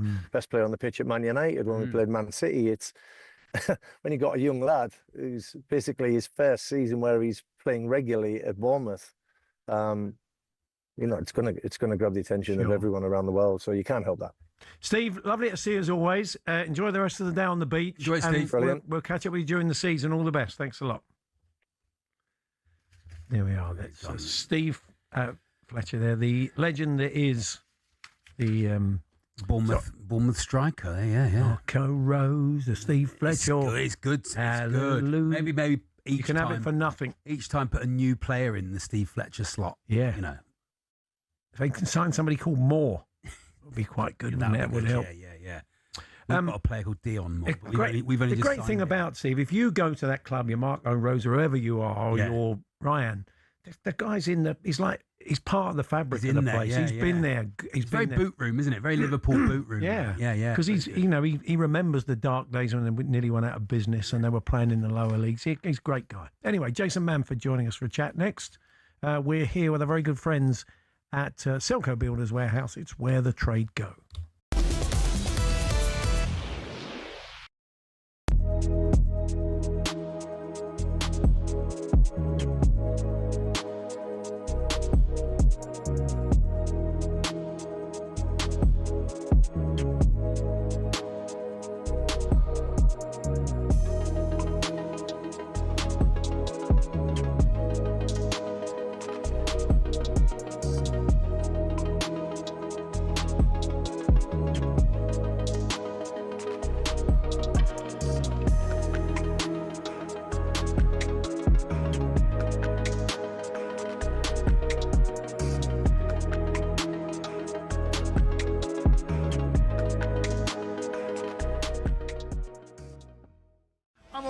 What's up with your moustache? That keeps falling off. What's happened to the That's a good tash. I don't know whether it is. Good tash. Falling off the side of my chops. Hey. Honestly, I got the... Oh, dear. Oh, my rat. Mate, sort your moustache out. I can't help it, Jay. It's all over the place. A little bit like their defence. It's not happening. There you go. There you go. It's a good tash. Jay, yours, mate. Yours looks like... That's Graham Souness. That's peak Souness. Peak Souness, that, and it means business. Yeah, it does mean business. I mean business in the middle of the park, mate. Don't be messing with me. Oh, my word. How you feeling? Oh, do you know what? I'm not going to complain about being tired. Forget tired. Tired. Forget that. I'm not complaining. My tash. What's happened to the tash, mate? It's not sticking. Forget. I'm not going to say a word about being tired. No. Because it comes with being a proper football fan. You stayed up last night and you watched that game and you went through the absolute ecstasy and agony in equal measure. You deserve a round of applause. Yeah. You deserve a round of applause, mate. It was unbelievable. That was just... Unbelievable stuff. Unbelievable stuff. It had everything. That game had everything. Mate, it was pure theatre. It really was. It was, and I've always said football, it's the greatest game in the world, but with live sport, you do get that. But in terms of unscripted drama, football can't be touched. Because what we went into, the lion's den, it was a bear pit. Yeah, I know. Right? Yeah. Never lie. What's happened to your tash? What's happened? Mate, it's offside. Part of your tash is offside, Jay. Yeah. It's offside. Jay, VR's get involved.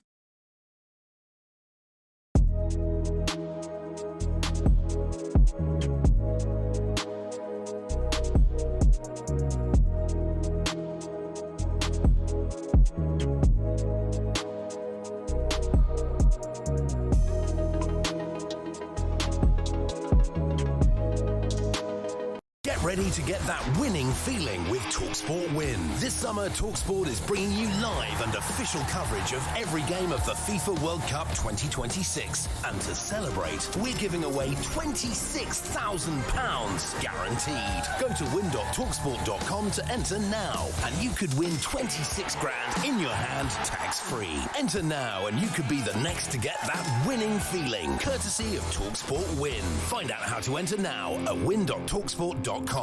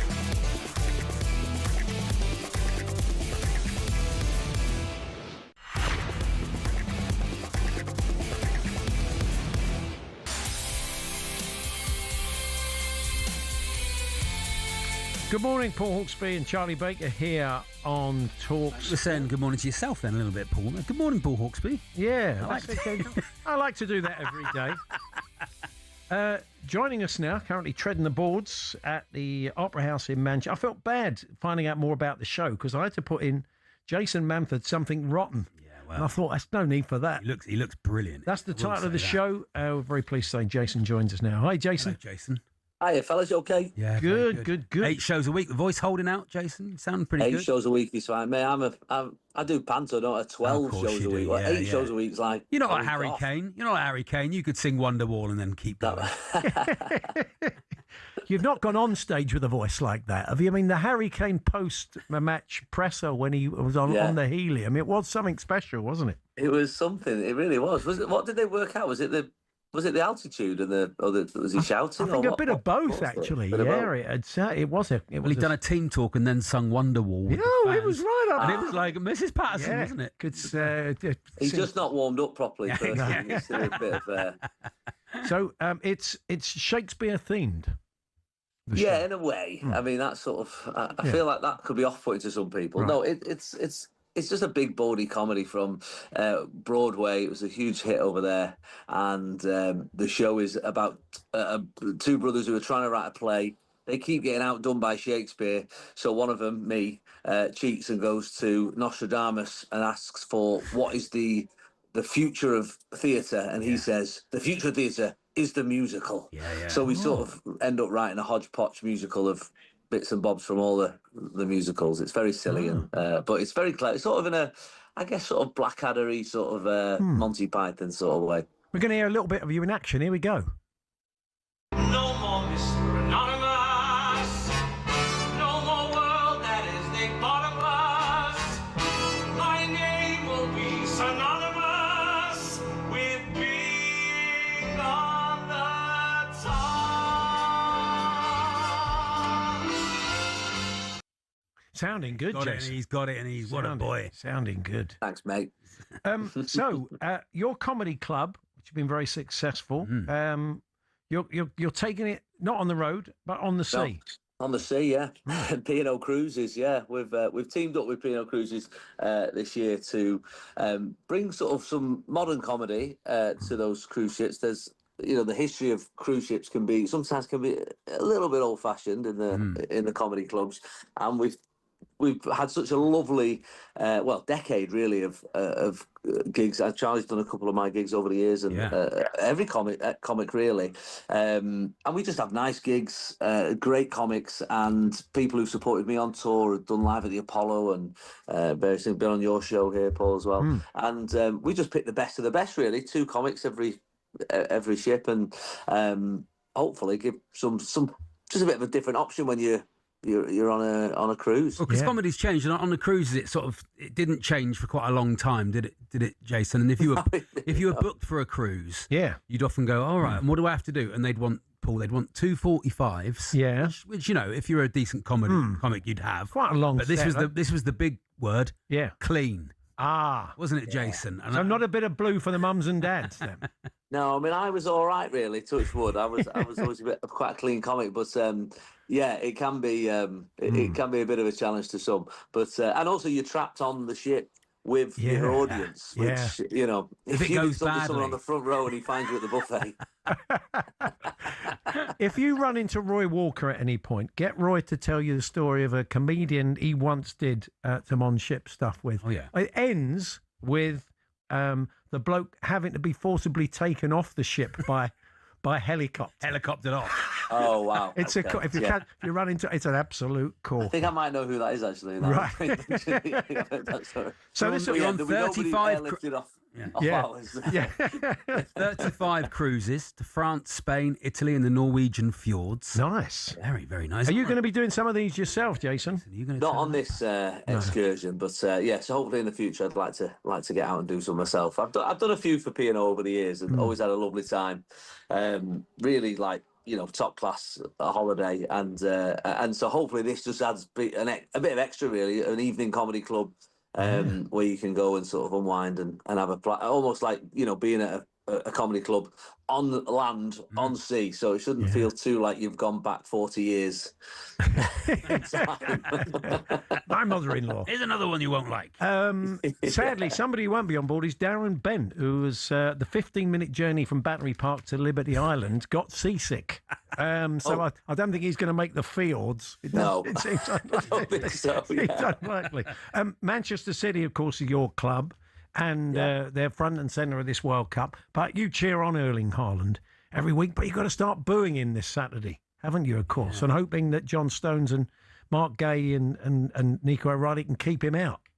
Yeah, I mean, it's weird sort of hoping that Haaland doesn't score after hoping he would for the last couple of years. But and an odd one for us as well, because growing up, we were, I think we were very much a club family over country. We were City fans first, and there was never any City players in the England team. So my dad used to just support whatever team had the most City players in.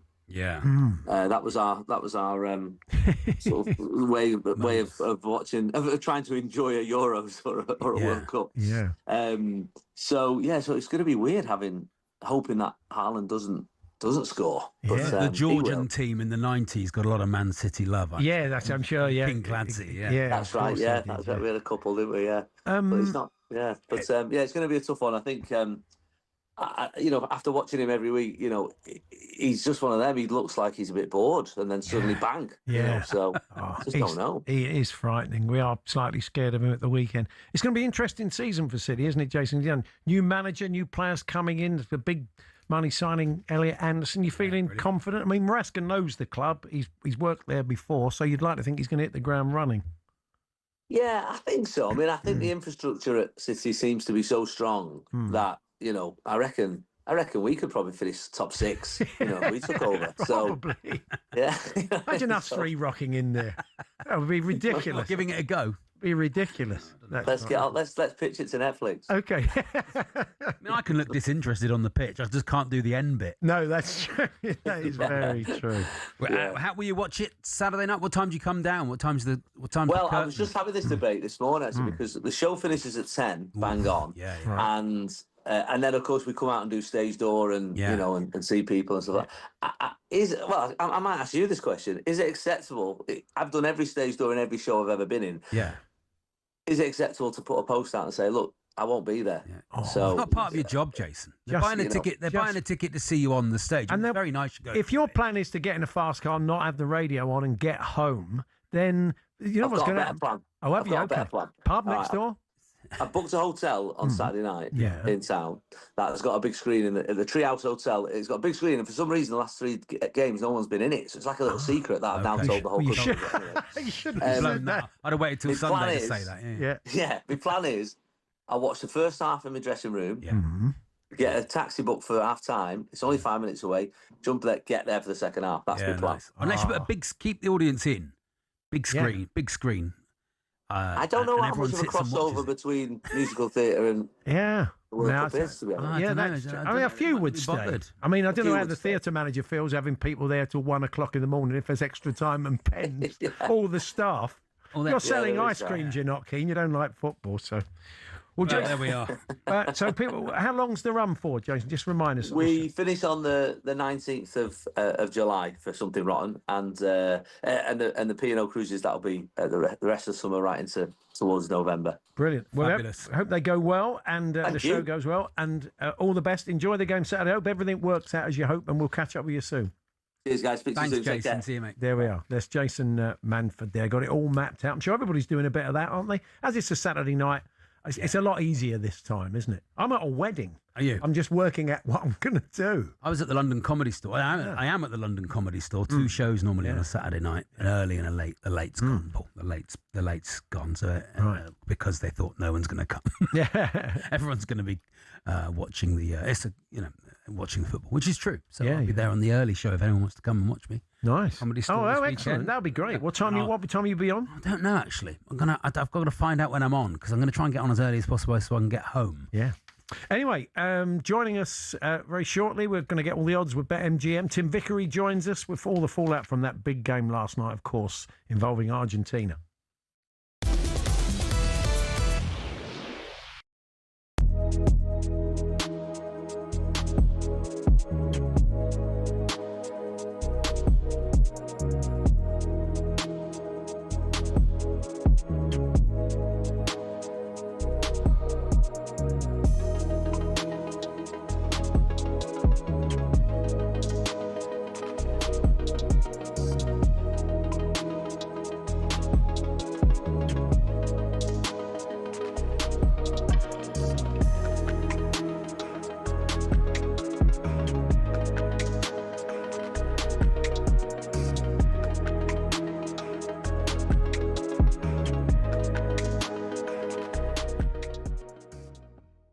Terrible story here, really. The French Football Federation say they're filing a report for legal action against a Paraguayan senator who launched into a racist tirade against Kylian Mbappe after Paraguay were knocked out by France in the last 16. Celeste Amarilla, she's a national senator in Paraguay. She took to Twitter to launch an attack on Kylian Mbappe, which we would consider in this country to be an absolutely outrageous racist attack on the France striker. Many of the comments are that disgraceful, boys. I can't, and I genuinely do not want to repeat them. One thing she did say, though, which I think captures how rank and classless she is she said, the only thing many of us blame the Paraguay team for is not giving Mbappe a full-handed slap at the end of the game. I mean, I cannot stress how appalling her comments were, but Mbappe was class in his response. He took to Twitter, a platform that we know is rife with abuse. Yeah. And he was brilliant. He said, you're a despicable woman and unworthy of your position. You do not represent Paraguay, the country which has sweated passion and honour throughout the competition. Through your reckless and brazen racism, the entire world has already forgotten the journey and the historic effort that your players accomplished during this World Cup, making way for an incompetent woman who gives the worst possible image of her country. And I think that's a great response to what is yet another example of prominent black players being victims of racist abuse, tropes and stereotypes. I seen the statement, disgusting, mate, is all I can say. Some of the words that she used, and are you surprised? Not really. Do you know what I mean? Sadly, no. Yeah, you expect it in the world we live in. If I was France, I'd go full.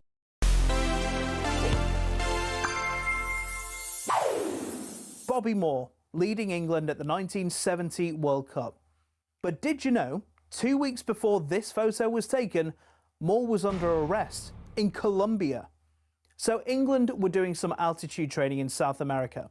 Moore and Bobby Charlton went to a gift shop in their hotel looking for a present for Charlton's wife, and they left when they found nothing of interest. But as they were standing in the hotel foyer, the shop assistant came out and accused Moore of stealing a gold bracelet.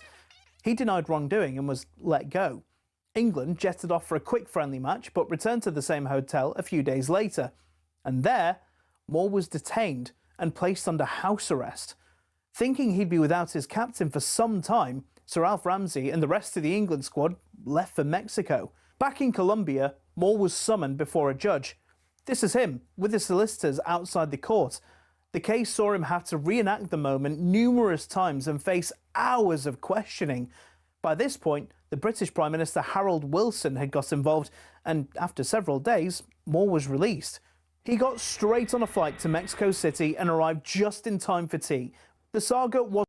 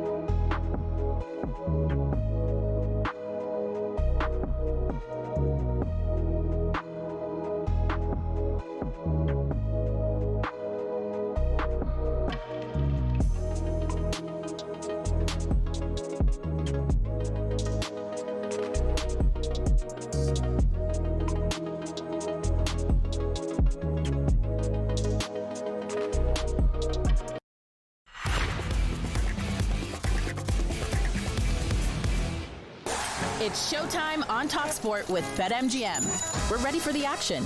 Are you? Visit betmgm.co.uk or download the app. 18 plus. Gambleaware.org.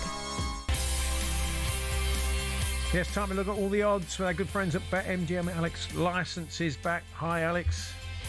Morning, guys. How are we doing? Yeah, good, thank you. Yeah, just about recovered from Argentina, Egypt. Again in running. And with, 11 minutes of real time left. How many of your punters were believing that Argentina could get back into it? Yeah, quite a lot, to be honest. I mean, we took 20% of all bets we took on Argentina actually came in play.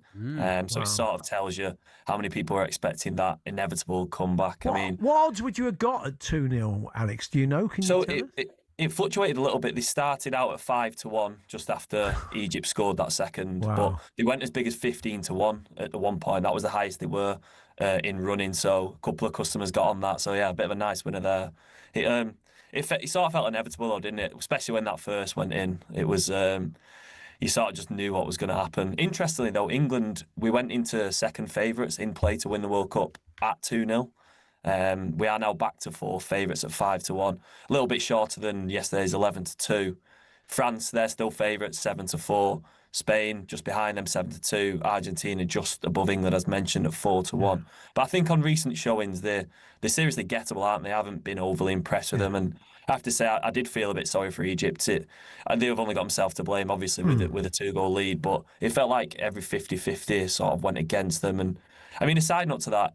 We was having this discussion this morning. If, or probably when, Argentina get their next penalty, does Messi still take it, or does someone else take the reins? Well, they were talking about that in commentary, weren't they? Who's going to take it off of him? They're probably, they are slightly enthralled to him. I mean, unless he decides he doesn't want to take them, I guess he still takes them. Because, good luck getting it off him. If Lautaro rocks up, or somebody else does, he's 1 or 2 off the golden boot, and misses, then you say, well, you should, I don't know. It's going to be interesting.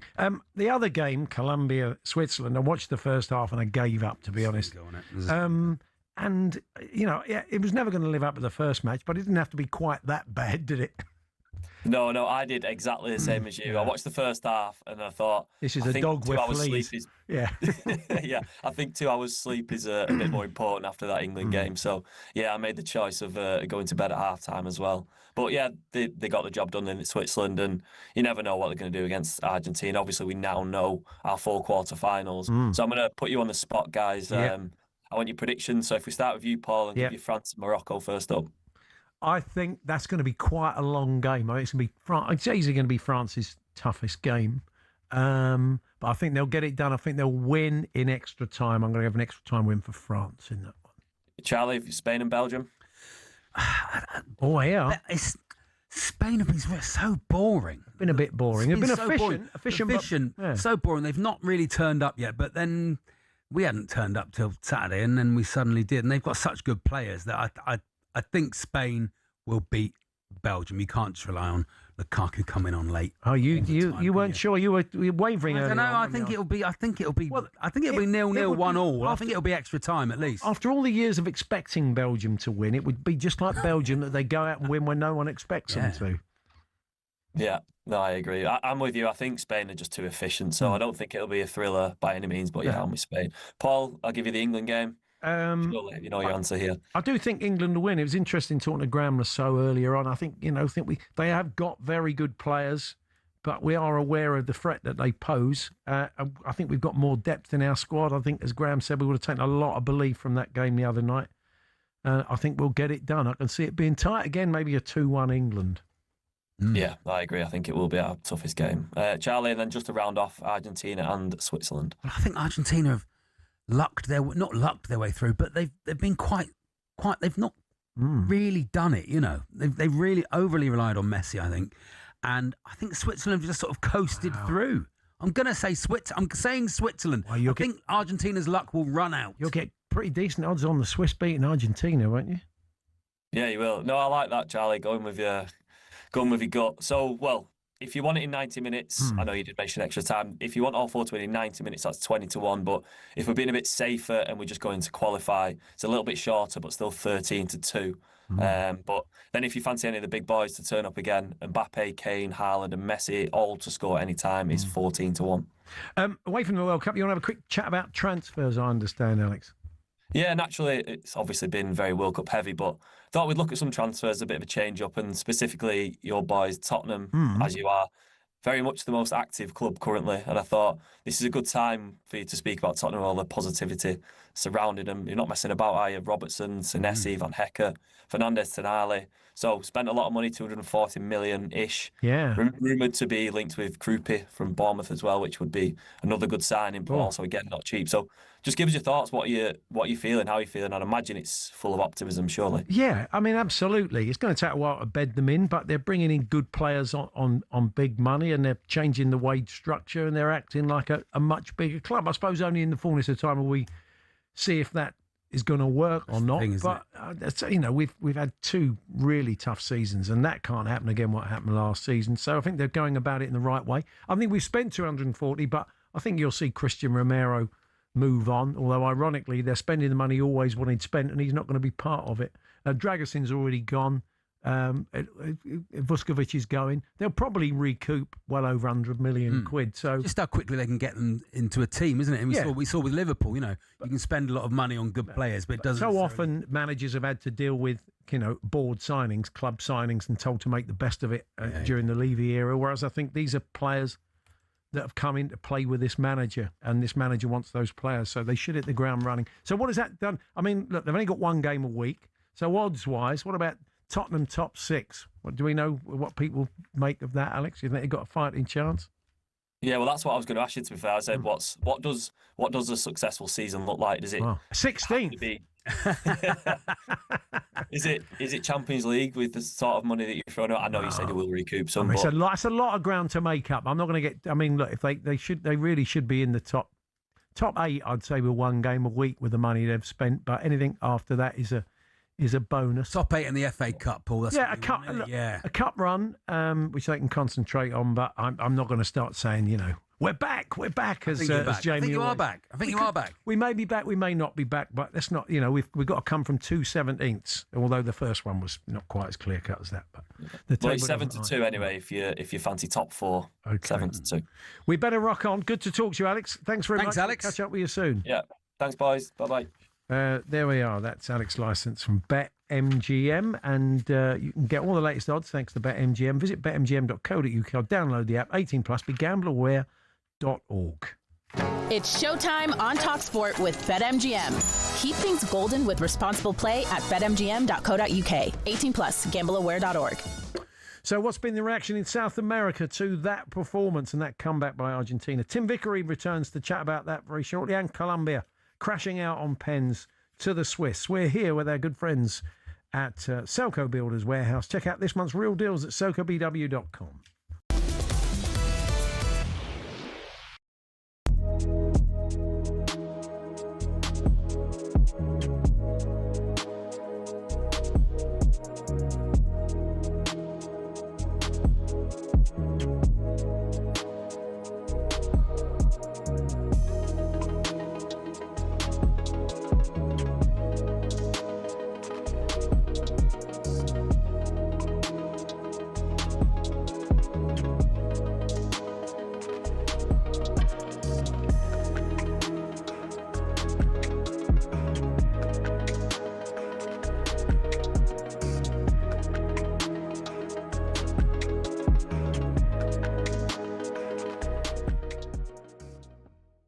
you think of Cristiano's performances at this World Cup?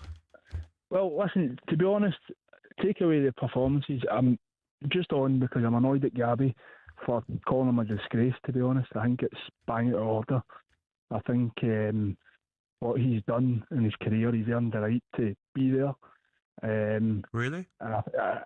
Absolutely. Why? How's he not earned the right? How's he not earned the right? He scored 28 goals last season. He's 41, Gabby. So? What age did you retire? What age did you retire? What age did you start playing professional football yourself, mate? Yeah, Don't pipe worry down. about me, mate. Pipe Don't down. worry about me, mate. Don't go there, mate, when you haven't kicked the football in your life, okay? Settle down. Brilliant, mate. I know what it's settle about. down. Don't worry about that. Settle down. No, you're a disgrace for calling him a disgrace. No problem. Honestly, No, it's unbelievable. look, in fairness, Jack, we stood up for Cristiano. He said he had a wonderful, marvellous career. Nobody earns the right to play at a World Cup finals at 41 just because what you've achieved in the past. No one stops time. And you could see him last night. I mean, he was doddering around in attack. He could not raise a gallop. Time has caught up with him. Jack still wants him started in the next World Cup as well. Absolutely. Absolutely right. He's still producing. But there's loads of top... No, I'm saying Messi walks about, but he's still producing at the World Cup, which is fair enough, right? Yeah. But to say that he's not earned the right, he hasn't. He is a phenomenon. But he's not anymore. 41 years of age. But he's not anymore. Unbelievable. You know how hard it is to keep yourself in shape. But he's not anymore. But he's, Jack, surely it's not a modelling competition. Jack, it's a he'd earned the right. Hello, I'm Matt Forden from talkSPORT. This is How to Win the World Cup. This is the best squad I think England have ever had.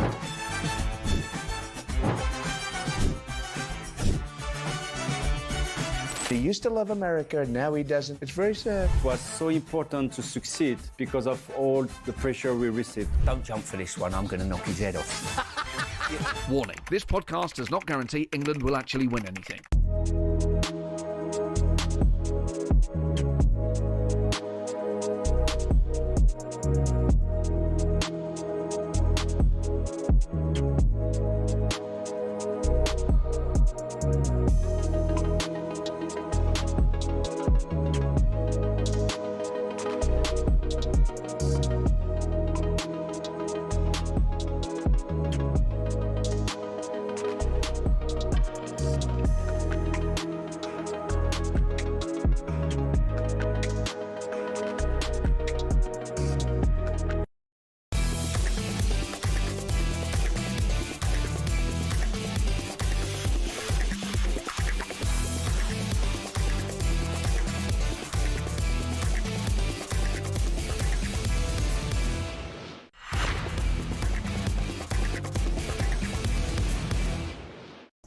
Duracell's Extra Mile on talkSPORT. Different, better, unstoppable.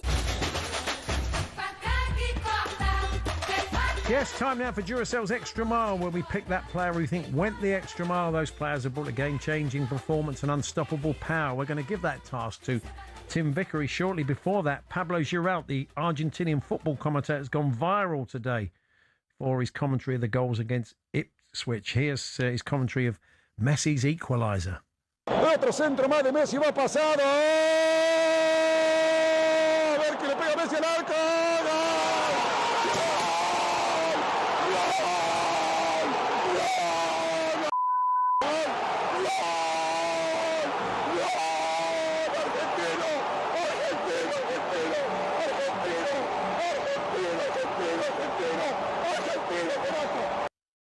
So the question is, who scored that goal? Was it A, Egypt, or B, Argentina?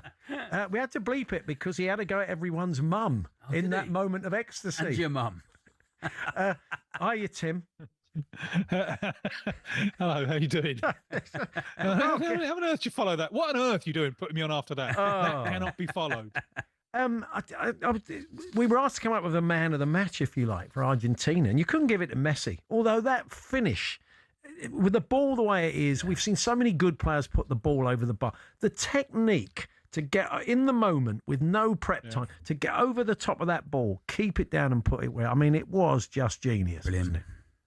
Yeah, do you know who my man of the match is? Mm. Di Maria. Mm. That's And interesting. shall I explain why? Yes, Please, indeed. Tim. Yeah, because he retired from international football 2 years ago, and Argentina badly missed him.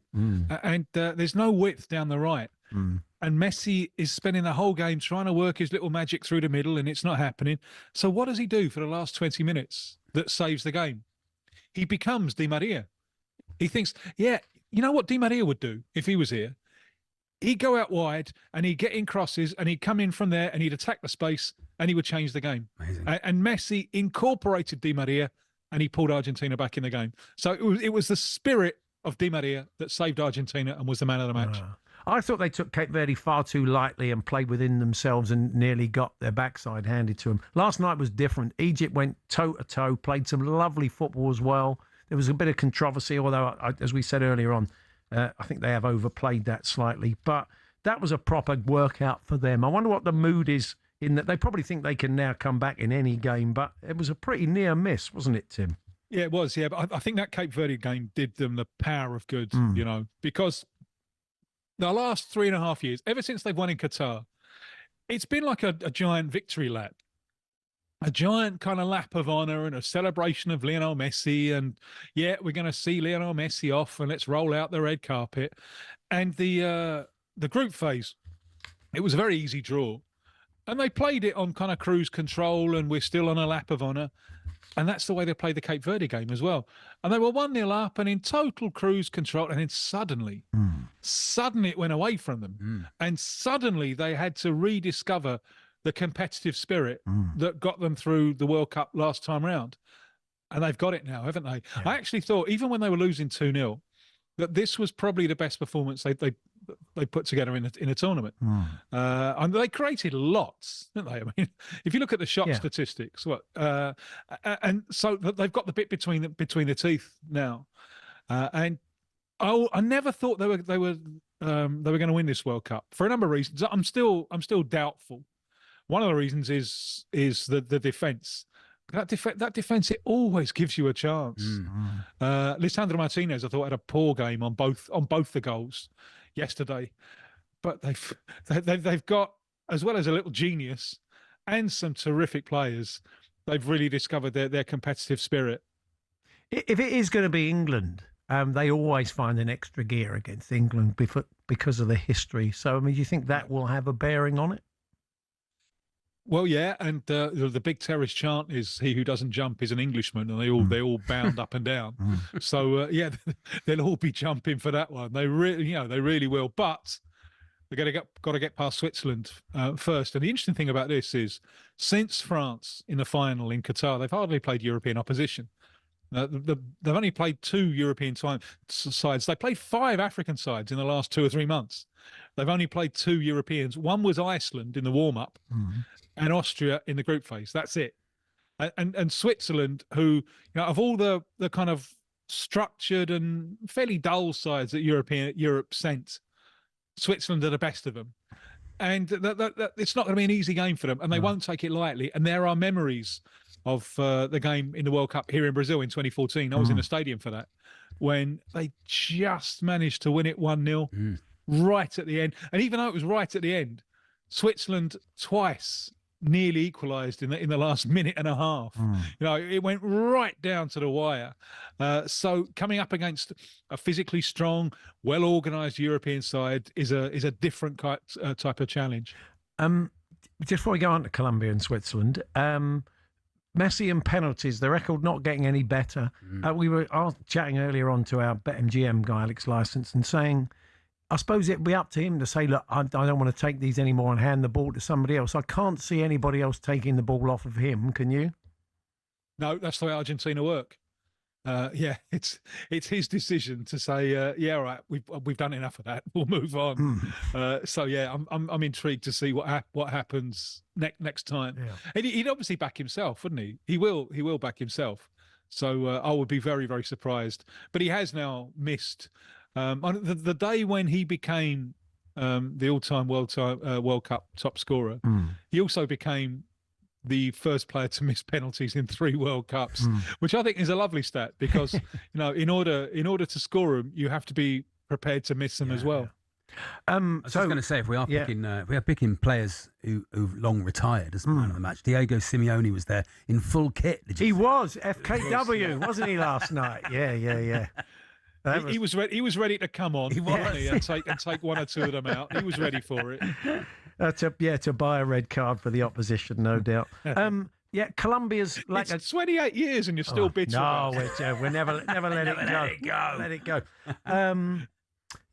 Colombia's lack of goals going into last night was a concern, and so it proved again. They're just a bit toothless, Tim, aren't they?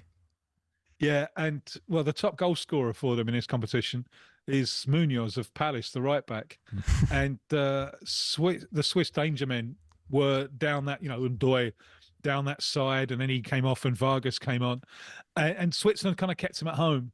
I wonder if Colombia could have let him go more, because the clearest chance of the game came when he went up and he wins the ball, and then it's Campaz one-on-one with a goalkeeper and he blazes it over the bar. So I wonder in retrospect if Colombia think we should have thrown Munoz, because we know Paul, Davao Sanchez, who's had a very solid tournament. He's quite quick, and you can leave him in that space. I was so sad with Davo's penalty because it was 2 centimetres away from being perfect, wasn't it? Yeah, that's true. No one has ever missed a penalty for shooting too low, and if you're going to put in the top corner, you're going to take the risk, aren't you? The adrenaline flowing through you. You just put just a little bit too much in it, and it hits the bar and comes down on the line. Yeah. Did feel for him last night. Could have hit the keeper and everything. Tim, a pleasure as always. Wonderful, Tim. Thanks for joining us, and we will catch up with you soon. Thank you very much. Look forward to it. Cheers. Tim Vickery there, covering Argentina and all the fallout. Well, I mean, from a Duracell point of view, that is quite amazing, isn't it? The extra mile goes to Angel Di Maria. Only Tim could give us that, but you could see the logic in what he said. You could see, because you couldn't give it Messi. Even a man who wasn't playing, hasn't played for 2 years, was the man of the match. But you know the logic. That was Duracell's extra mile. Duracell's Extra Mile on talkSPORT. Different, better, unstoppable. If you've just joined us, you've missed some really interesting guests today. Graham Lasso, whose wife is Argentinian, he has Argentinian family, was fascinating on the game last night. It was great. Brilliant on England and how they might deal with Haaland and the others, and indeed playing against your teammates. So you'll get that in the podcast. Steve Fletcher, the Bournemouth legend and assistant manager, live from the beach, was very entertaining, as was Jason Manford on Erling being the enemy for a change as a City fan. So, if you get a chance to download the H&J Daily podcast, if you've missed all that I'll stuff. do it now. We've got another hour to go. Oh, yeah, we have got that. I'm just saying, if you think, we had some cracking guests for you in the first couple of hours, so it'd be a shame to miss out if you've just joined us. So go and check that out, H&J Daily, wherever you get your podcast or on the talkSPORT app. We've still got more to come. We've got the actual 3 Lions that follow England around. They live in Charlie's Village, just down the road. They only come from round the corner. Alex Crook's going to join us from the World Cup. He had some hot wings yesterday. I wonder if they're causing him issues today. And Jim Proudfoot, your match commentator, will be building a commentator. He's not a commentator. He'll be building up to England-Norway. Of course, he'll be alongside Stuart Pearce with Adrian Durham and Faye Carruthers to bring you that one on Saturday night. So lots more to come in the final hour.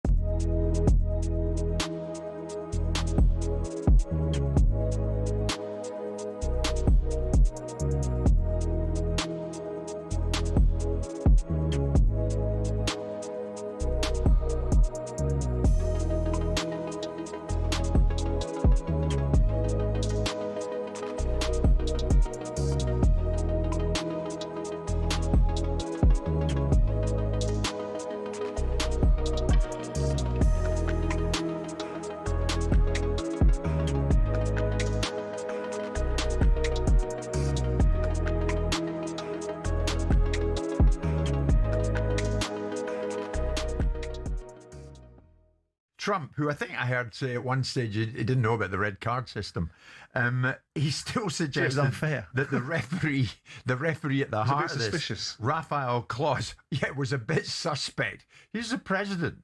These were 2 great athletes that got tangled up, and this referee who is a little bit suspect. If you check his past, I don't want to say that because I don't like to create controversy, but very suspect. And he gave him a red card. I didn't know what that meant. I didn't think it meant much.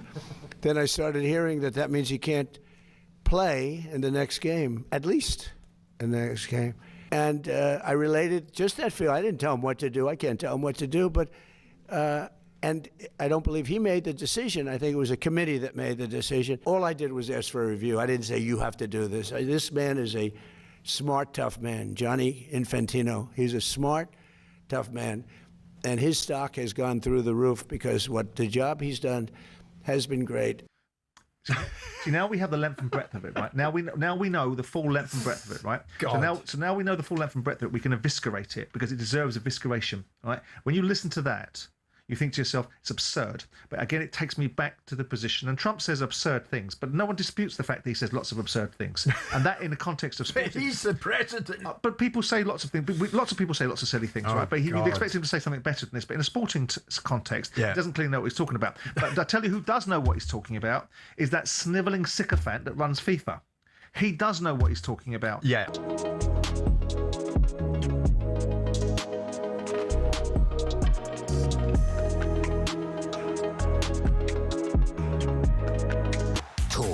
Sport.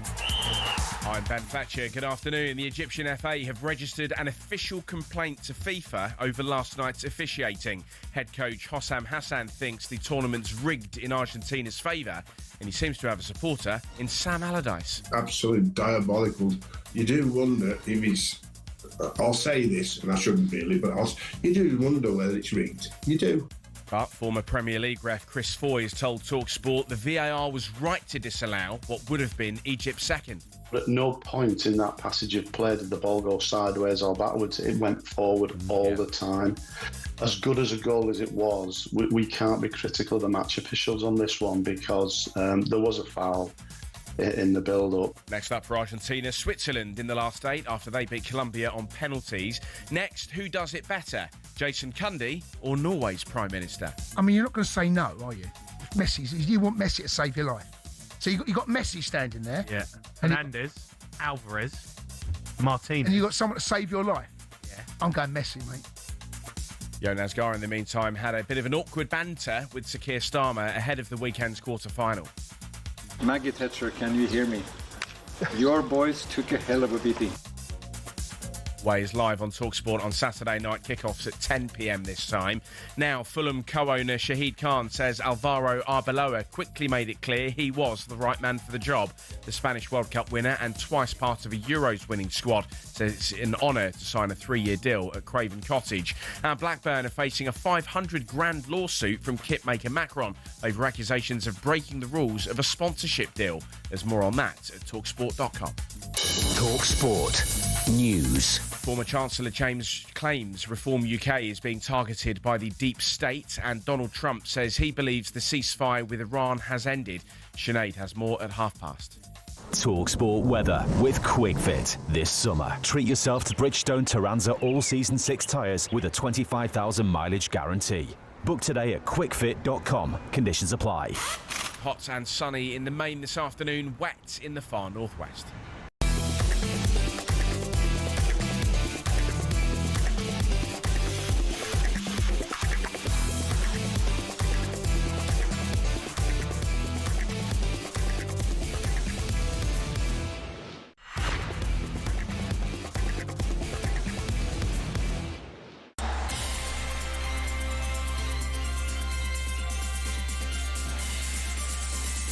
Good afternoon, it's Paul Hawksbee and Charlie Baker here on talkSPORT. We will be joined by England's 3 Lions. If you've been catching some of the England fans in the crowd around the USA watching the England matches, you'll see 3 people in 4 lion costumes. Yeah, it looks hot. And they're neighbours to you, aren't they? Well, I think they live and work in the next town along to me. Yeah. I don't know if they know me or not. Right. I just thought I'd recognise him. Yeah. I managed to get their number yesterday. They drink in one of the pubs, the Dolphin in Wallingford. Well, they're out of the World Cup and they'll be going to the game in Miami. Lovely. And this is a rest day today. Normally at this point of the show, we want to find out what the weather's like with our very good friends at QuickFit over in the States for the games tonight. Yeah, but no games tonight. Maybe we need to look ahead because Steve Morgan is back to chat to us now. US football forecast on talkSPORT with QuickFit, a team selection that everyone would be happy with this summer. QuickFit, drive away happy every time. Hi, Stephen. Hi, Stephen. Good afternoon. Hey, I know that there's a break in the action today, but you know, us meteorologists, we're never taking a break. We're always watching the weather. Well, look, you told us yesterday there was a chance of storms for Miami for the England-Norway game, and I know you've been keeping an eye on that for us. So, I went and checked out the weather forecast as well, and it does show in the afternoon stormy weather, but that can change, can't it? It can move quicker or slower. It's so difficult this point to identify where those storms are. We have a better indication. I've got the graphics behind me too, because that is going to be an important game on Saturday. The fact that the game starts local time at about 5 o'clock, we're going to have to pay attention to some storms that are moving through. Actually, we added a future radar, and I know not everyone can see it if you're just listening, but there are showers and storms that are going to be moving in from the mainland, the peninsula of Florida. As those move from the west to the east, they'll be moving toward Miami Stadium.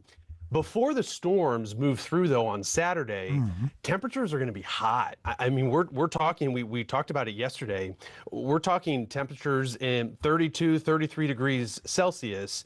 The feels like temperature, which is the heat index before the storms, could be a little closer to 102, so we're thinking 38, 39 degrees.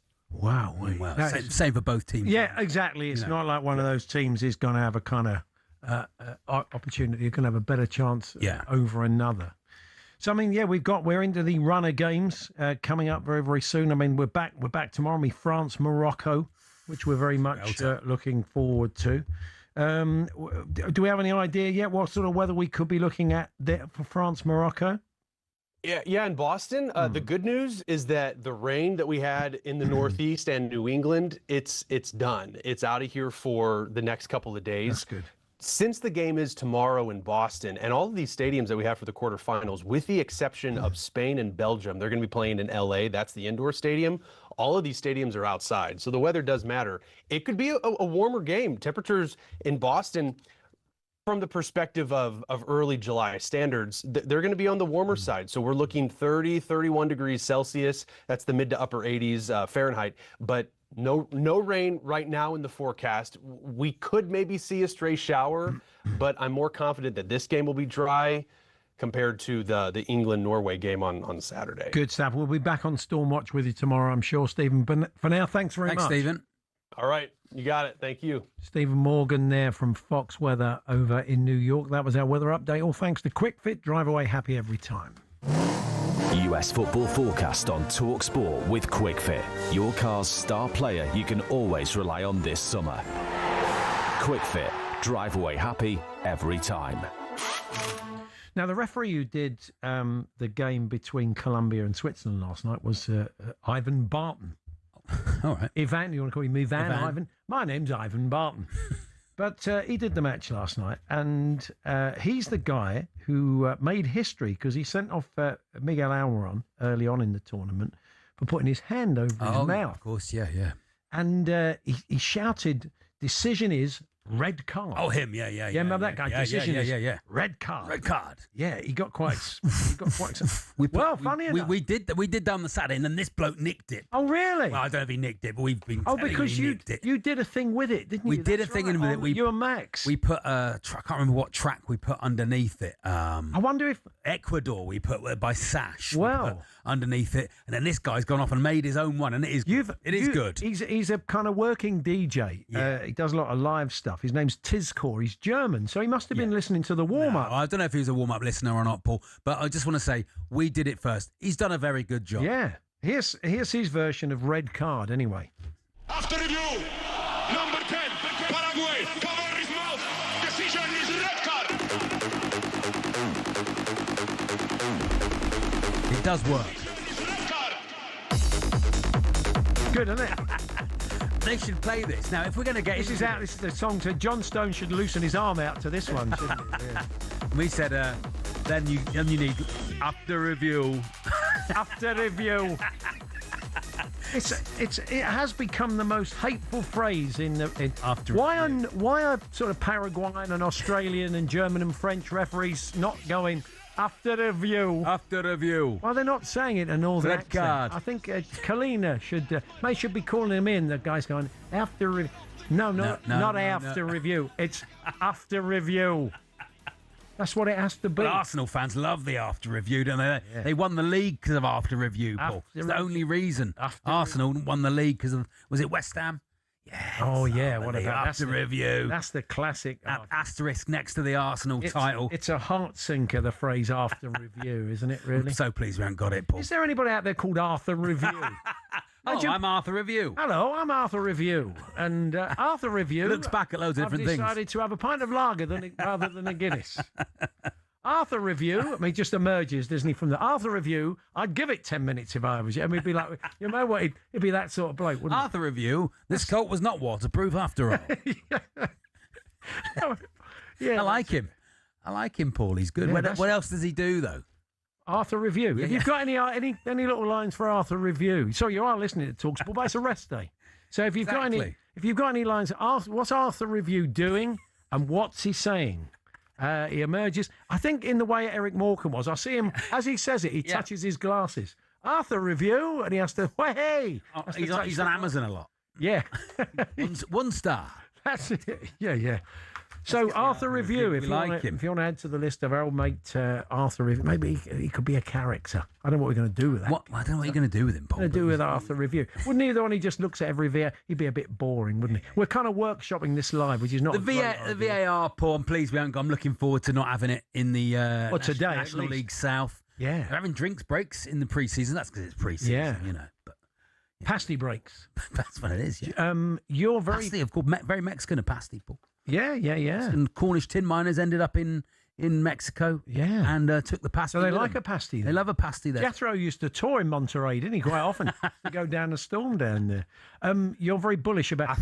Juan Carlos. It was lovely. You and Jeff Stelling had a little chat outside. Oh, yeah. And it was lovely, little non-league corner. Yeah. Amongst all this highfalutin World Cup chat. It was lovely. A Hartlepool's fan and a Torquay United fan have a bit of a chat. Well, we've got beef. We've got history, you see, unfortunately. Yeah. But... That playoff. We're winning the league. We're winning the league, Jeff. And he went, we're winning the league. Different leagues. Oh, really? Different leagues. We're winning the league. Yeah, of course. Hartlepool thrown some money at it. Yeah. But then I said to you, I reckon I could mark Jeff at a corner, which is rare for me. Yeah. Rare for me.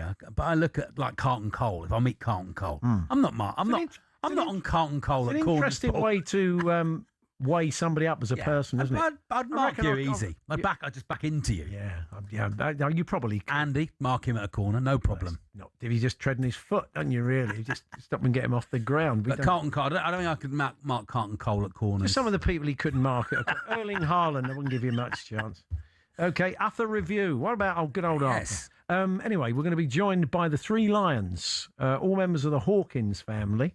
Of Charlie's part of the world down in Oxfordshire. Yeah. And they're on their way to Miami for the game. Must be hot in those suits. We just heard from Stephen Morgan from Fox Weather. It's going to be really hot in Miami. Walking around all day. Regretting the suit, do you think? In those furry lion suits. I want some.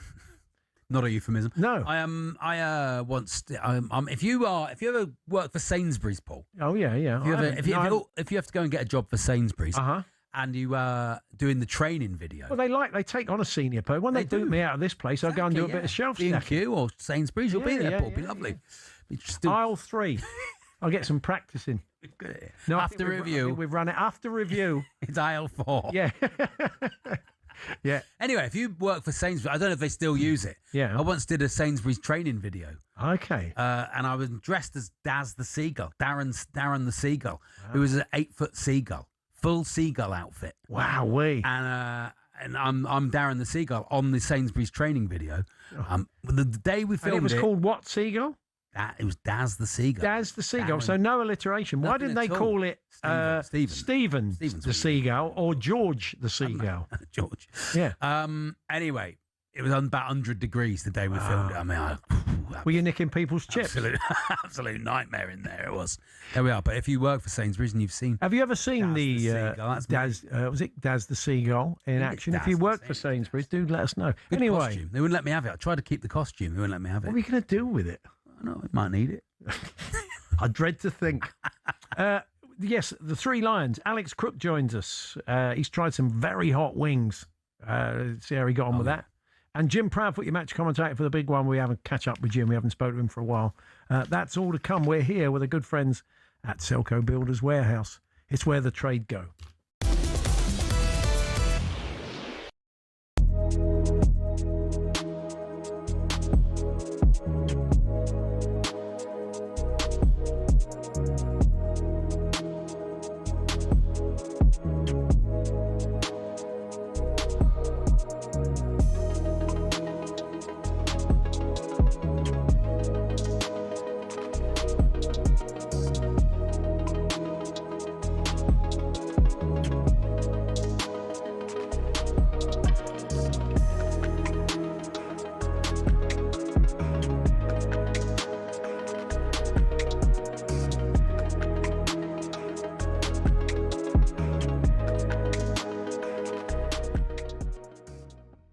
Are you surprised that Barcelona signed Anthony Gordon?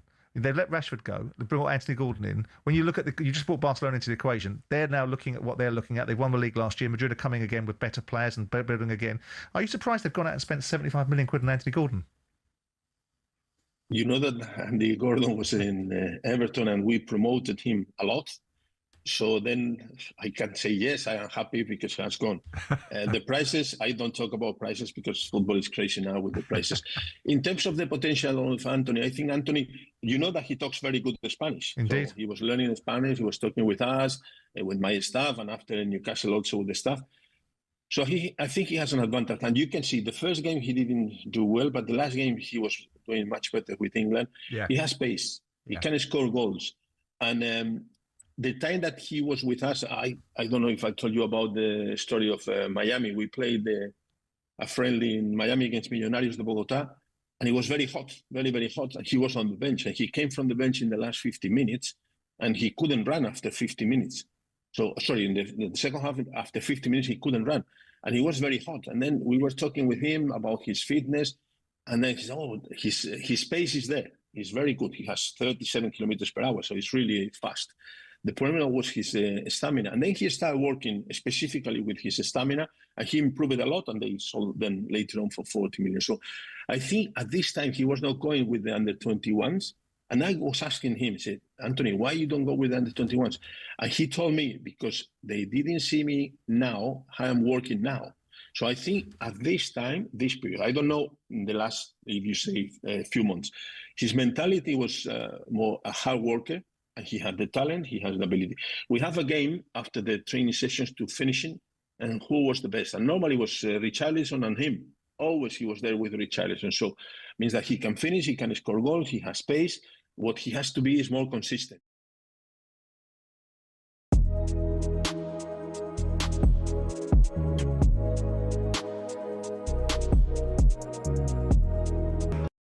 Hello, I'm Matt Forden from talkSPORT. This is How to Win the World Cup. This is the best squad I think England have ever had.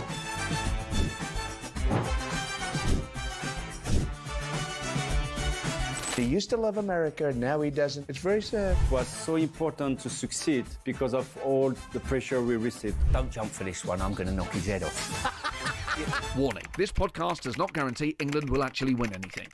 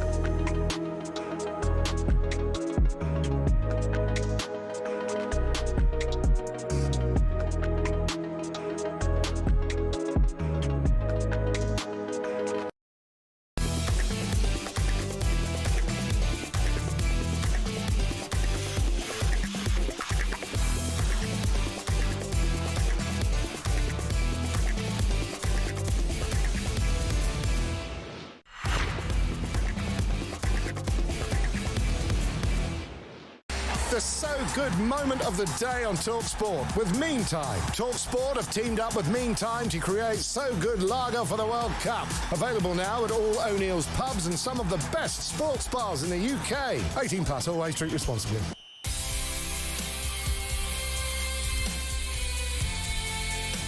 Yes, time now to look back at the so good moment of the day with Meantime. The score was 1-0. Egypt had had a fantastic goal chalked off for a foul on Lisandro Martinez. And you thought, well, that's the passport. That's the way back in for Argentina. They got away with that one. And then this happened. Hassan's got one on the back post. He shimmies inside. He lags it across. It is 2 now. It is Zico. That one will count. Raucous scenes of celebration. Egypt are heading for the quarter-finals of the World Cup. This one is going to stand, and Argentina surely now are heading out.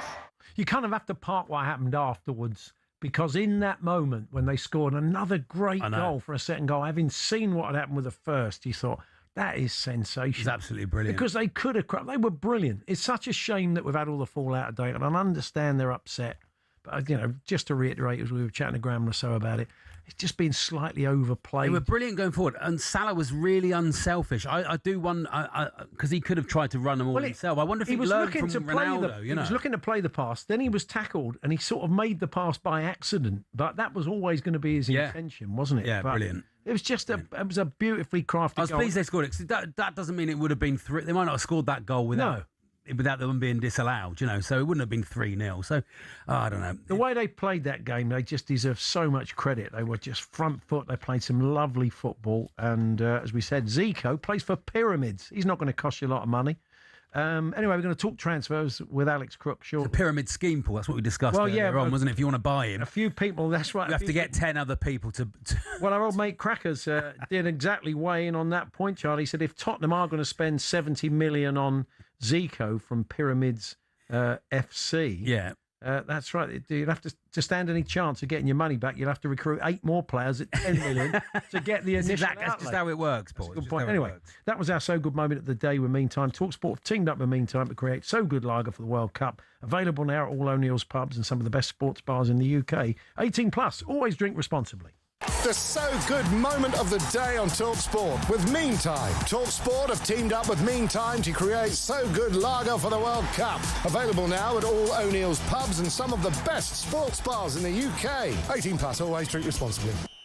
If you've been looking at the crowd during the England games, you would have seen 3 Lions, 3 people, all in the full Lions mascot outfit, furry mascot outfits in that heat. Absolutely brilliant. I'm amazed no one's ever done this before, Paul, because it really sticks out. It's a brilliant idea. They're all members of the Hawkins family. They are all members of the same family. Howard, Eve and Glenn. I think it's called a pride, Paul. Oh, a pride. I do apologise. They join us now.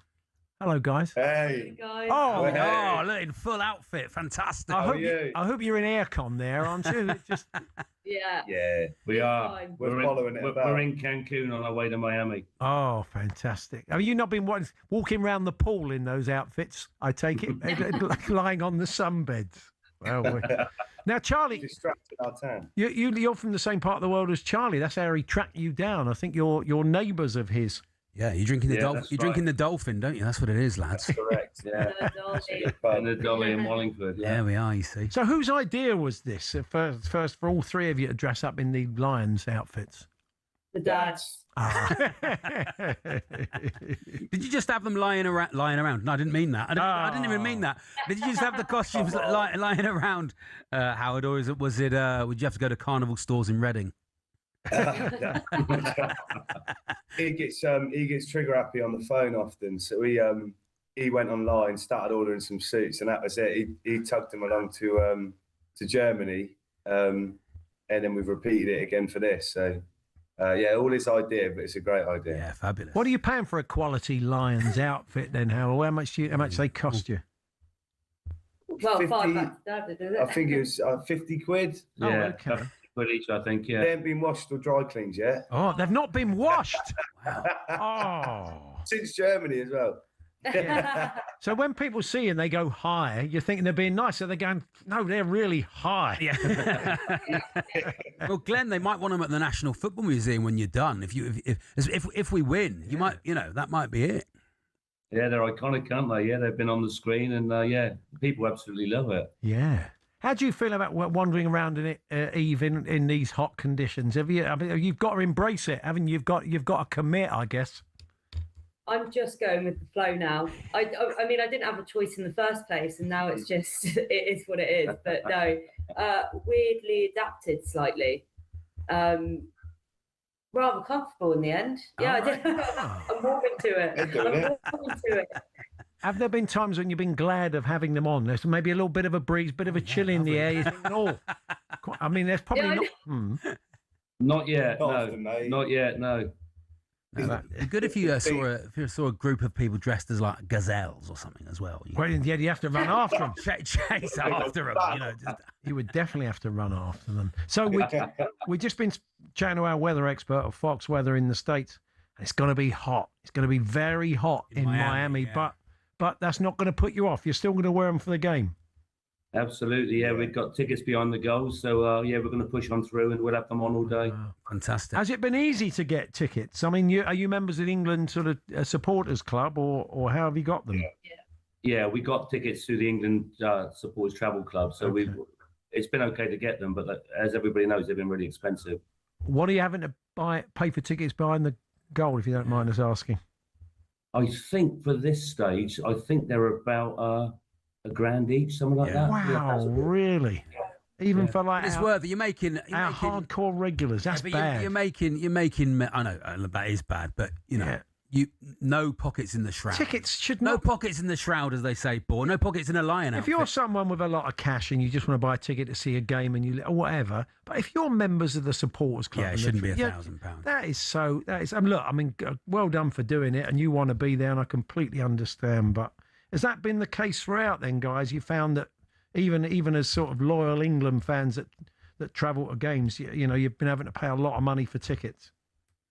Yeah, in simple terms, you just have to pay the same price as anybody else. So you don't get any concession on the prices for being a travel club member. It's the price is the price. Yeah. And how's it been at the end of the games? Sorry, Yves. Sorry. I was just saying the pints aren't cheap either. No, they're not. 18. No, I can imagine. Yeah. That's right. There's 3 lions leading up with just drinking pints. It must be quite the sight, mustn't it? Really. Oh, yeah, not in Wallingford. Not in Wallingford, Paul. It's quite normal. That's normal. Brilliant. Well, it's been brilliant to see you there, especially singing Wonderwall at the end of the games when we've just won. It's been fantastic. And I would imagine people see you three and start singing "It's Coming Home," don't they? Yeah, honestly. Well, they start singing the Lion King, didn't they? Oh, really? Of course they, Can you feel the love tonight? Yeah, lovely. Yeah. Just Hakuna Matata, what does it mean again? It would be, wouldn't it? Yeah. Good stuff. Well, look, safe journey. Enjoy the game. We'll be looking out for you in the crowd. Thank you, guys. Thanks very much. Thank you. Thanks, fellas. Take it easy. Cheers. There we are. You can buy them a pint when you're next to him. Pint of Pride, Paul. Yeah, absolutely. Hey, come on now. Get on. And if it's a Fuller's pub. Glenn, Eve and Howard Hawkins in the 4 Lions outfits. They were wearing them for us there, of course, as you probably gathered from. Good, wasn't it? Anyway, Alex Crook, Hot Wing Crook, as he's now known. Maybe there's that guy does that podcast where he just gets famous people to try incredibly hotter wings as he goes. Have you seen it? It's a YouTube.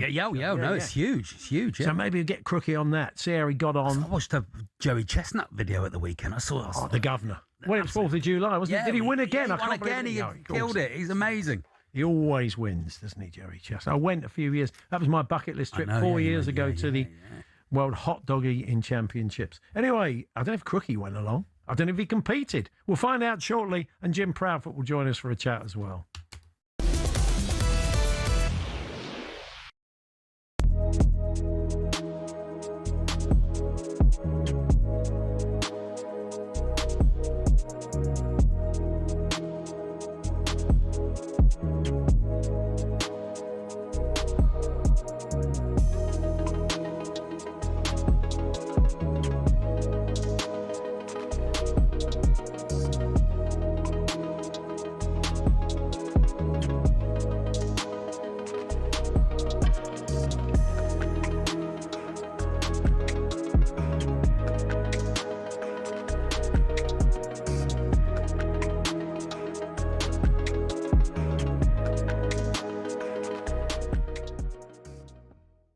can't believe they're moaning about losing. No, you're right. They're moaning about the decisions, and I've seen all the interviews after the game. And like, can someone remind them that they were winning 2-0?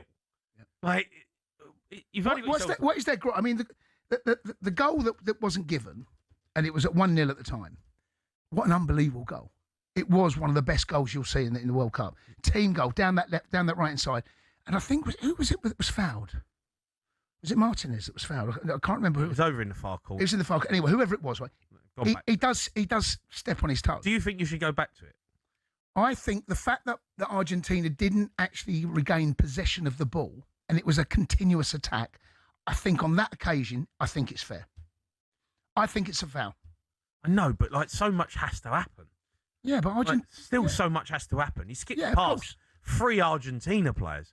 Like nutmegged one of them, and you kind of look at it and go, hold on a minute, right? All right, that is a foul over in the corner, but he's run the length of the pitch, skipped past 3 Argentina players who can't make a tackle, and then they put one across the box and they score, and you go, hold on a minute, you've had 3 opportunities to win the ball back. Yeah, they have. It was poor. So how much advantage do you want? Well, there's no law. Maybe if you skip 1 tackle, but he's run the length of the pitch. Yeah, come on. I don't hear how that's fair. Do you know what? I have got an issue with it. Do you know what? I absolutely hear you loud and clear, but we both agree it's a foul. Yeah, okay, but then Argentina might as well just stop playing. Yeah, well, you can't because the foul's not given. I know, but if they believe it's a foul and the VAR are going to go all the way back to it, Argentina might as well just stop and go. I don't know. Can't score. It don't matter because it's going to go back. He's gone past 3 players. Unbelievable run. That's one of the best goals that's never going to stand in the World Cup. Can't think of any more.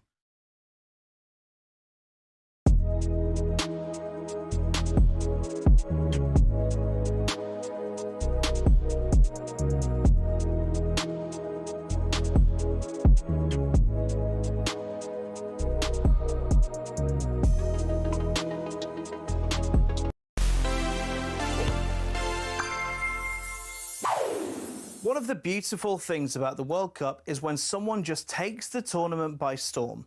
Some obvious names pop up, like James Rodriguez. Back in the 90s, there was Salvatore Schillaci. 6 of his 7 career goals for Italy came with Italia 90 as he carried the Azzurri to a 4th-place finish at home. That was the tournament we saw a 38-year-old Roger Miller go from Cameroonian squad player to dancing by the corner flag.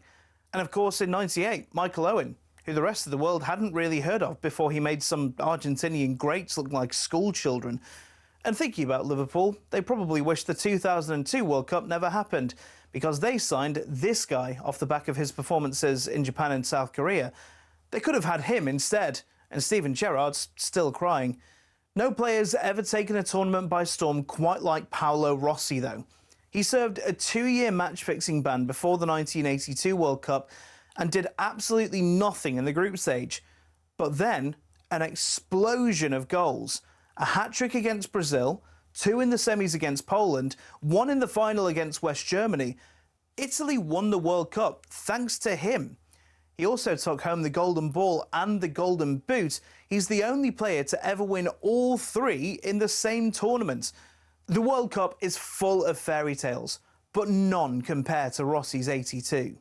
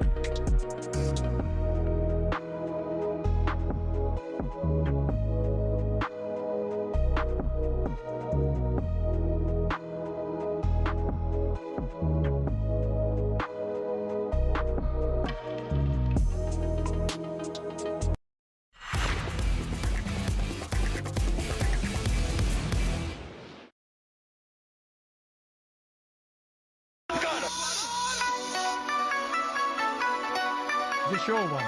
No, imagine. Oh, is this our one? No, this is our one. Yeah, you see, yeah, pretty good. Imagine this down Ref Club. Well, your one's quite good. Yeah. Thanks, Paul. Game day warm-up, 10 till 1, Saturday and Sunday. Yeah. Beating DJs to the punch. The Ref Club, they'll all be dancing to this, Paul. Ref Club. Down Ref Club, don't they? What's the disco like in the Ref's hotel? I did go to the Ref's hotel. Yeah. There's that Uzbek guy who never gives a decision. He's there in the middle of the dance. He'd be like Bez, wouldn't he? He'd just be like that one who just tells Bez. them all off all the time. He'll be like the Bez dancer while red cards on the stage. Anyway, let's cross to Wimbledon. Lisa O'Sullivan with an update. Hi, Lisa. Hiya, yeah, getting ready for the action here on Centre Court as we complete the quarter-final draw for the 2026 Wimbledon competition. And we've got two women's matches on first because obviously they're playing semi-finals tomorrow. On centre, it'll be Marta Kostyuk against Jasmine Paolini of Italy. And over on court number 1, which starts at 1 o'clock, Linda Noskova of Czechia playing Elise Mertens, the 31-year-old from Belgium, who's having her best ever run at Wimbledon. Then on centre court, the second match, Flavio Cobolli, so used to entertaining and being loved by the crowd, he's taking on Arthur Ferry. No one's going to be cheering for him today. It's going to be all Ferry all the way, while over on court 1 it'll be Taylor Fritz against Alexander Zverev. It's going to be another big day on centre court, and it's going to be loud. Thank you very much, Lisa. Back to Lisa, I'm sure, throughout Jim and Simon's show. And more chat about Arthur Ferry in the latest episode of Off Court with Greg Rosetsky. Oh, yeah. This week, Greg sits down with the tennis mentor Ashley Neves to unpack a wild week at Wimbledon, including Arthur Ferry and lots more besides. It's available wherever you get your podcasts. So, Alex Crook's been out and about with Andy Goldstein and Darren Bent on Drive. And they made him try Inferno-level spicy chicken wings. This is what happened. How's it feeling? Can't feel my tongue. Pardon? You can't feel you can't feel his tongue, is what you say. Oh, look, that's the emergency services on the phone. Help me, I'm on fire. You've eaten a lot of hot food before. Where's this rank? The hottest thing I've ever tasted. No way. Because you love a big tasty, don't you?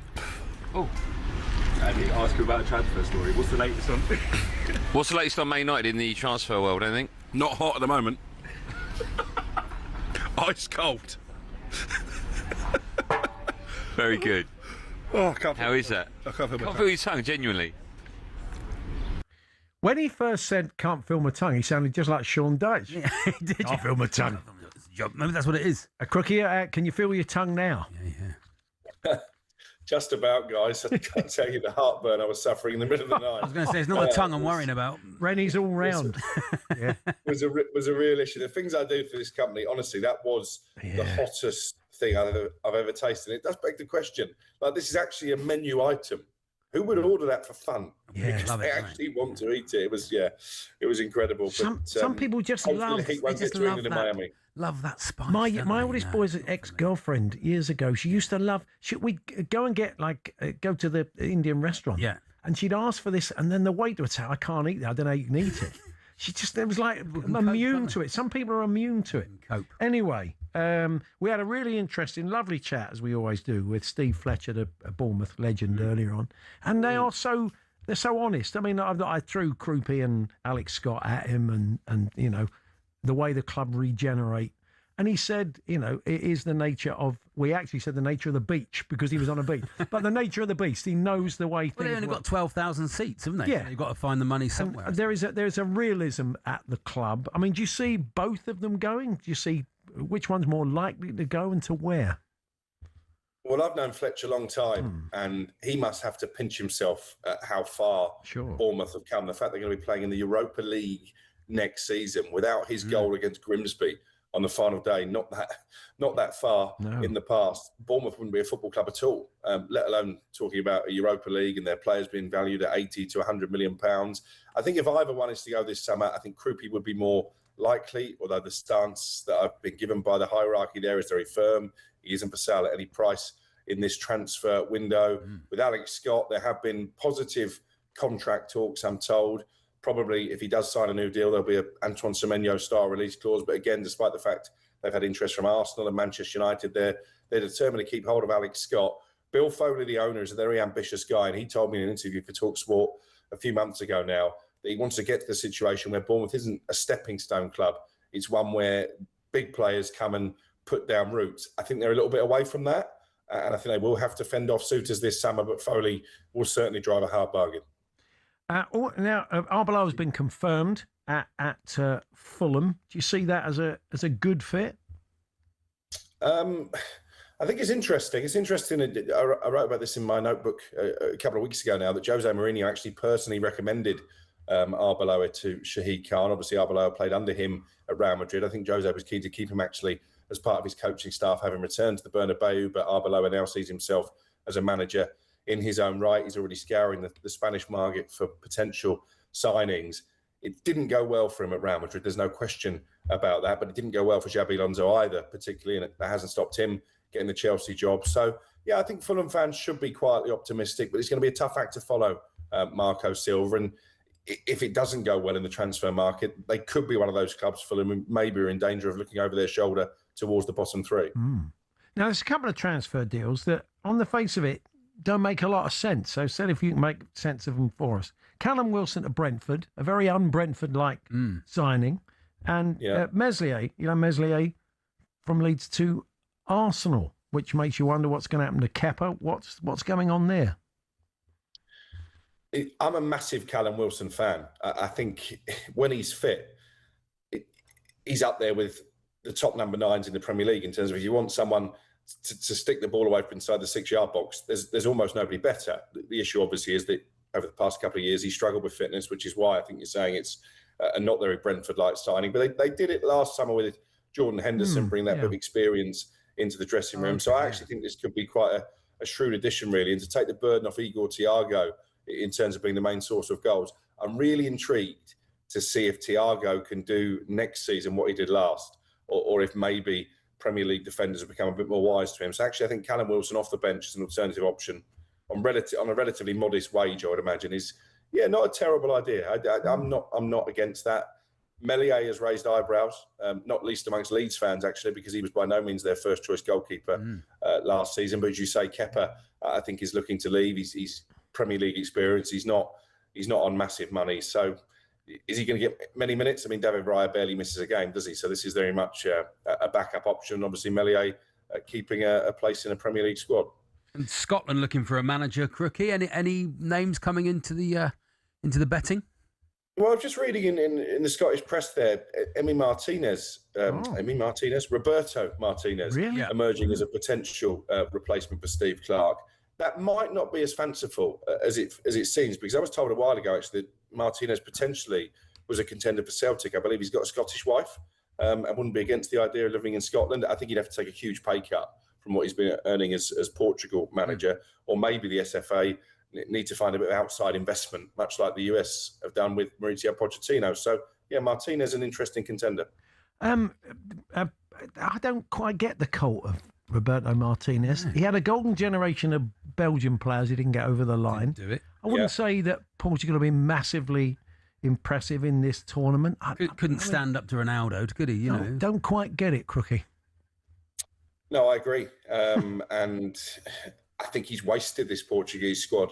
Arguably the greatest squad they've ever had at a tournament, certainly up there with their own golden generation, the likes of Luis Figo and Nuno Gomes, and they didn't make any kind of mark at all, did they, on this tournament? And mainly because Martinez didn't know what to do with Ronaldo. You look at that Argentinian team yesterday, and okay, they rode their luck, but the 9 outfield players all play to the strengths of Lionel Messi, so he doesn't become a hindrance. I don't see that with Portugal. And I think actually, had he been bolder, had he have taken Ronaldo at the starting 11, maybe they would still be in this tournament. I know Spain is a tough nut to crack. So, yeah, I agree. I think he's been a lucky boy to get the jobs he has got. Having said that, I think Scotland fans probably would welcome him. It's going to be really interesting to see what road the SFA go down, because this has become a bit of a mess for them, hasn't it? Having handed Steve Clarke such a big contract before the tournament, for him then to walk out hours after they've been eliminated clearly wasn't part of the planning process. We're going to have a quick chat with Jim Proudfoot shortly, but we're a few days off. How are you feeling about England as we head towards Saturday? Come on, England. I'm really positive. I'm a lot more positive about this game than I was about Mexico and the Azteca. It just feels to me, and I hope this doesn't come back to haunt me, that Norway have had their moment now. They've had that huge knockout victory over Brazil, 5 times champions. The scenes at the end with Erling Haaland leading the Viking row are going to be one of the indelible memories of this tournament. I just wonder emotionally if they can go again in a quarter-final. I think England should have too much. Let's hope so. We'll let you crack on with your day. Cheers, Crookie. All the best. Thanks a lot. Cheers, boys.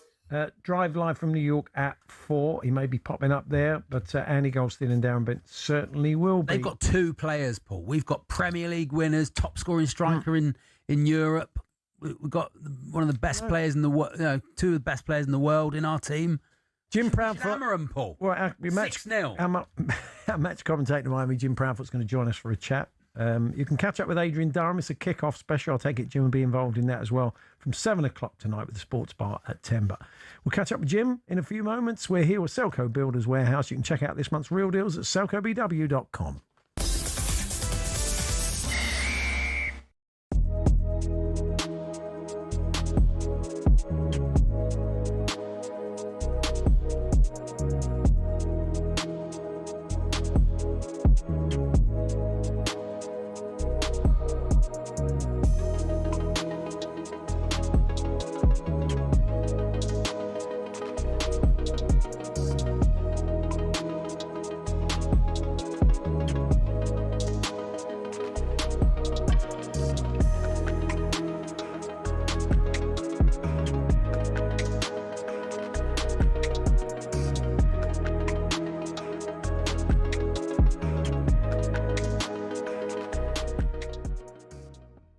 The Egyptians afterwards were shouting "fix." No, not for me. I was confused. All the outrage. Yeah, I don't think it was 2 fouls that they're saying weren't given.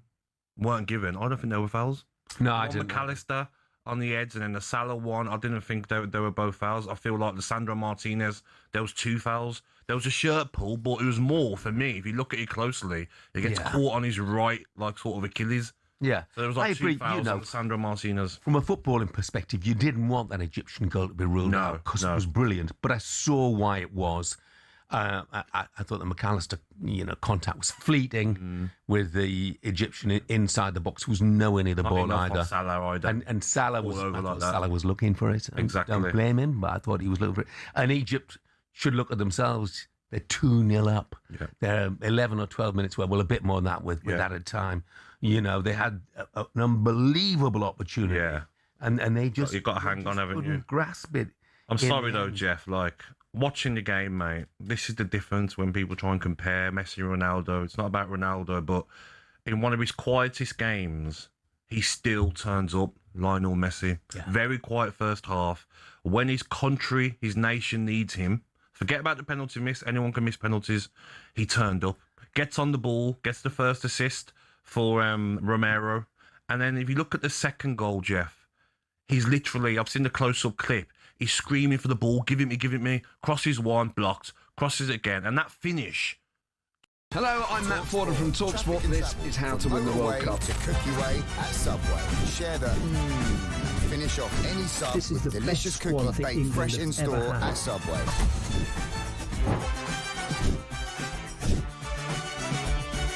He used to love America, now he doesn't. It's very sad. It was so important to succeed because of all the pressure we received. Don't jump for this one, I'm going to knock his head off. Warning, this podcast does not guarantee England will actually win anything.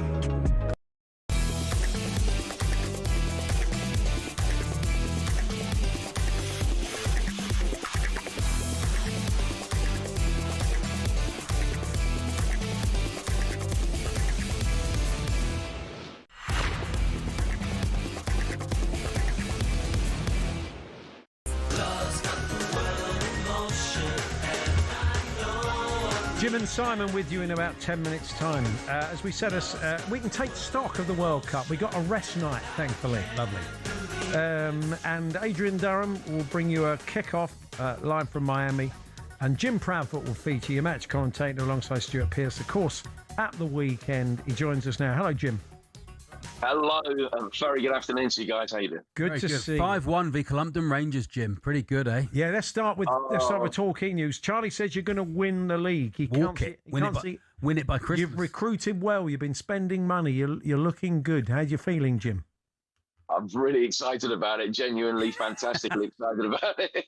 I mean, I've been following the 2 pre-season games so far. I think we've got about another 35 to play before the real business comes in. But the strikers are doing well. The new signings are good. The re-signing is sensational.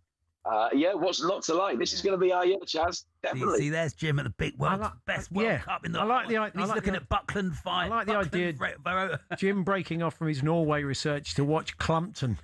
Yeah, why not? Proper football. Anyway, talk about England. Myself and Andy were saying yesterday, despite all the interference, presidential interference, VAR, etc., or the game, in the nicest possible way of football, is like a cockroach. It's the ultimate survivor. It finds a way, doesn't it, to shine. This has been a great tournament as we reach this first rest day, and maybe kind of hammered home by that incredible Argentina-Egypt game last night. Doesn't matter what people do to try and ruin it, it finds a way to survive. I mean, it has been steeped in controversy, and even that game was steeped in controversy, and the Egyptians... obviously, over the last hour, a couple of hours or so, have lodged an appeal and have complained about the officiating and the lack of consistency in the officiating yesterday. But the bottom line is, I think it's been a remarkable tournament. I think that even when you consider that we haven't got to the quarterfinal stage yet, or haven't seen the quarterfinal, some of the stories have been magnificent, and it's just high drama. That game yesterday, sitting here in Miami in my room, enthralled, jaw dropping. As soon as they scored the first goal, always felt as though they were going to be able to come back and win it. And just for sort of 2 or 3 minutes leading up to that, you sense that the comeback could be on, and that the disallowed Egyptian goal could well be a major talking point, and that's what's proved to be. But the tournament out here has been remarkable. The level of bravery for Egypt to get on the ball and play the way they played, and to play some lovely football, some beautiful passing. And that was this wasn't a team looking to cling on playing against. I wonder, France-Morocco is going to be interesting. Morocco are a really good side. I'd like to think, unlike Paraguay, they will go toe-to-toe with them tomorrow night and make it a brilliant match. Paul, they have to. I mean, they're unbeaten in, is it 34 now? If you look back at the game that they had against Brazil in the group stage, I think that will be something akin to their game plan for this match. Now, the worry that they had in that was that they couldn't press home an early advantage and get that advantage to stick. Obviously, they went 1-0 up, but equalised not too long after, and then they faded away. Faded away again in the second group game as well in the second half. Now, that seems to have been something that they've been able to get their heads around. It hasn't been as prevalent since then. But that would be my worry from a Moroccan perspective against France. I think they will come out and go toe-to-toe with them. But will they be able to press home any advantage that they have early in the game, bearing in mind that in horse racing parlance, it looks as though perhaps they don't quite get the trip in some of these games. No, so that's very true. I think it'll be tough for them. But listen, they've got a live chance of being able to beat France. I'm not sure that many actually do in this tournament. I think the Moroccans probably do. We asked I can't remember who we had on, but a French expert, who did we have on from France last week? And just talking about Michael Elise. Eric Bilderman. We were just asking if Michael Elise, if he was better than they thought, Jim. Who have you seen that? They said he's 10 times better than they thought. They cannot believe just how good he is. You've been to a lot of games in the flesh, Jim, this tournament. Who's been better than you thought? That's a really good question, Charlie. So I haven't seen France play yet. What I've seen of Elise on the television, he has been better than I anticipated he would be in the way that he's been able to fit in, and he hasn't looked out of place. But there's no doubt that he is a player of immense quality, and his story is a remarkable one, that he's ended up playing for France, that he's had the career progression that he's had, having been passed over by so many clubs in England at one stage before Reading took him on, and then obviously Palace and now Bayern Munich have been fantastic for the way that he's been able to progress. In terms of individual players, do you know what? I'm going to throw in Jude Bellingham. And maybe that's a little bit of naivety on my I mean, there was no doubt that Jude is a fantastic player, but I think the performances that he's been able to muster on a consistent basis in this tournament for England, I think, are better than any he's previously had in an England shirt. It feels as though this is a tournament, guys, where he's really come of age. He's been able to step up to the plate, and he's been able to completely shoulder and relish the responsibility that he has as such an integral part of this England team. Remember, it wasn't that long ago he couldn't get him in the side. Who's behind Morgan Rogers. I think that has stung him into action. So I'm actually going to say Jude. Not that I didn't think he was a good player, but I think that he has progressed, and he's taken his performances for England up to a completely different level to what we've seen before. Well, we look forward to hearing from you, Adrian, Stewart and the gang a little bit later on, Jim. But for now, thanks for joining us. Appreciate it. It's my pleasure. Always nice to speak to you guys. Take care. Jim Proudfoot will be a commentator alongside Stuart with Adrian and Faye, of course, on Saturday evening. But they've got a special show tonight. World Cup kickoff live from Miami, taking stock of the tournament, looking ahead to the big game. So Crookie's right that Norway have had their big night. And I think so. I think it's as long as we're not complacent, Paul, and I don't think we will be because of Haaland, you know. Yeah, and you've only got to look at Argentina yesterday. Probably you just can't be complacent. Yeah, we won't be. So that is us. Thanks very much for your company. Very much enjoyed the show. You're back on Saturday. On Saturday, Paul, 10 till 1 with Max, and Saturday and Sunday, and then Virgin Radio 2 till 6 Saturday. I'll be here with Andy ahead of France-Morocco, a game I think we're all looking forward to. It lives up to the billing. Enjoy the rest of your day and enjoy your rest night. You can probably go out for a meal or watch some normal telly. Oh, Arthur Ferry at Wimbledon. Yeah. That's worth it. We're off to meet, have a pint with our old mate Arthur Review. Arthur Review. But coming up next, it is Jim White and Simon Jordan. We'll see you tomorrow morning.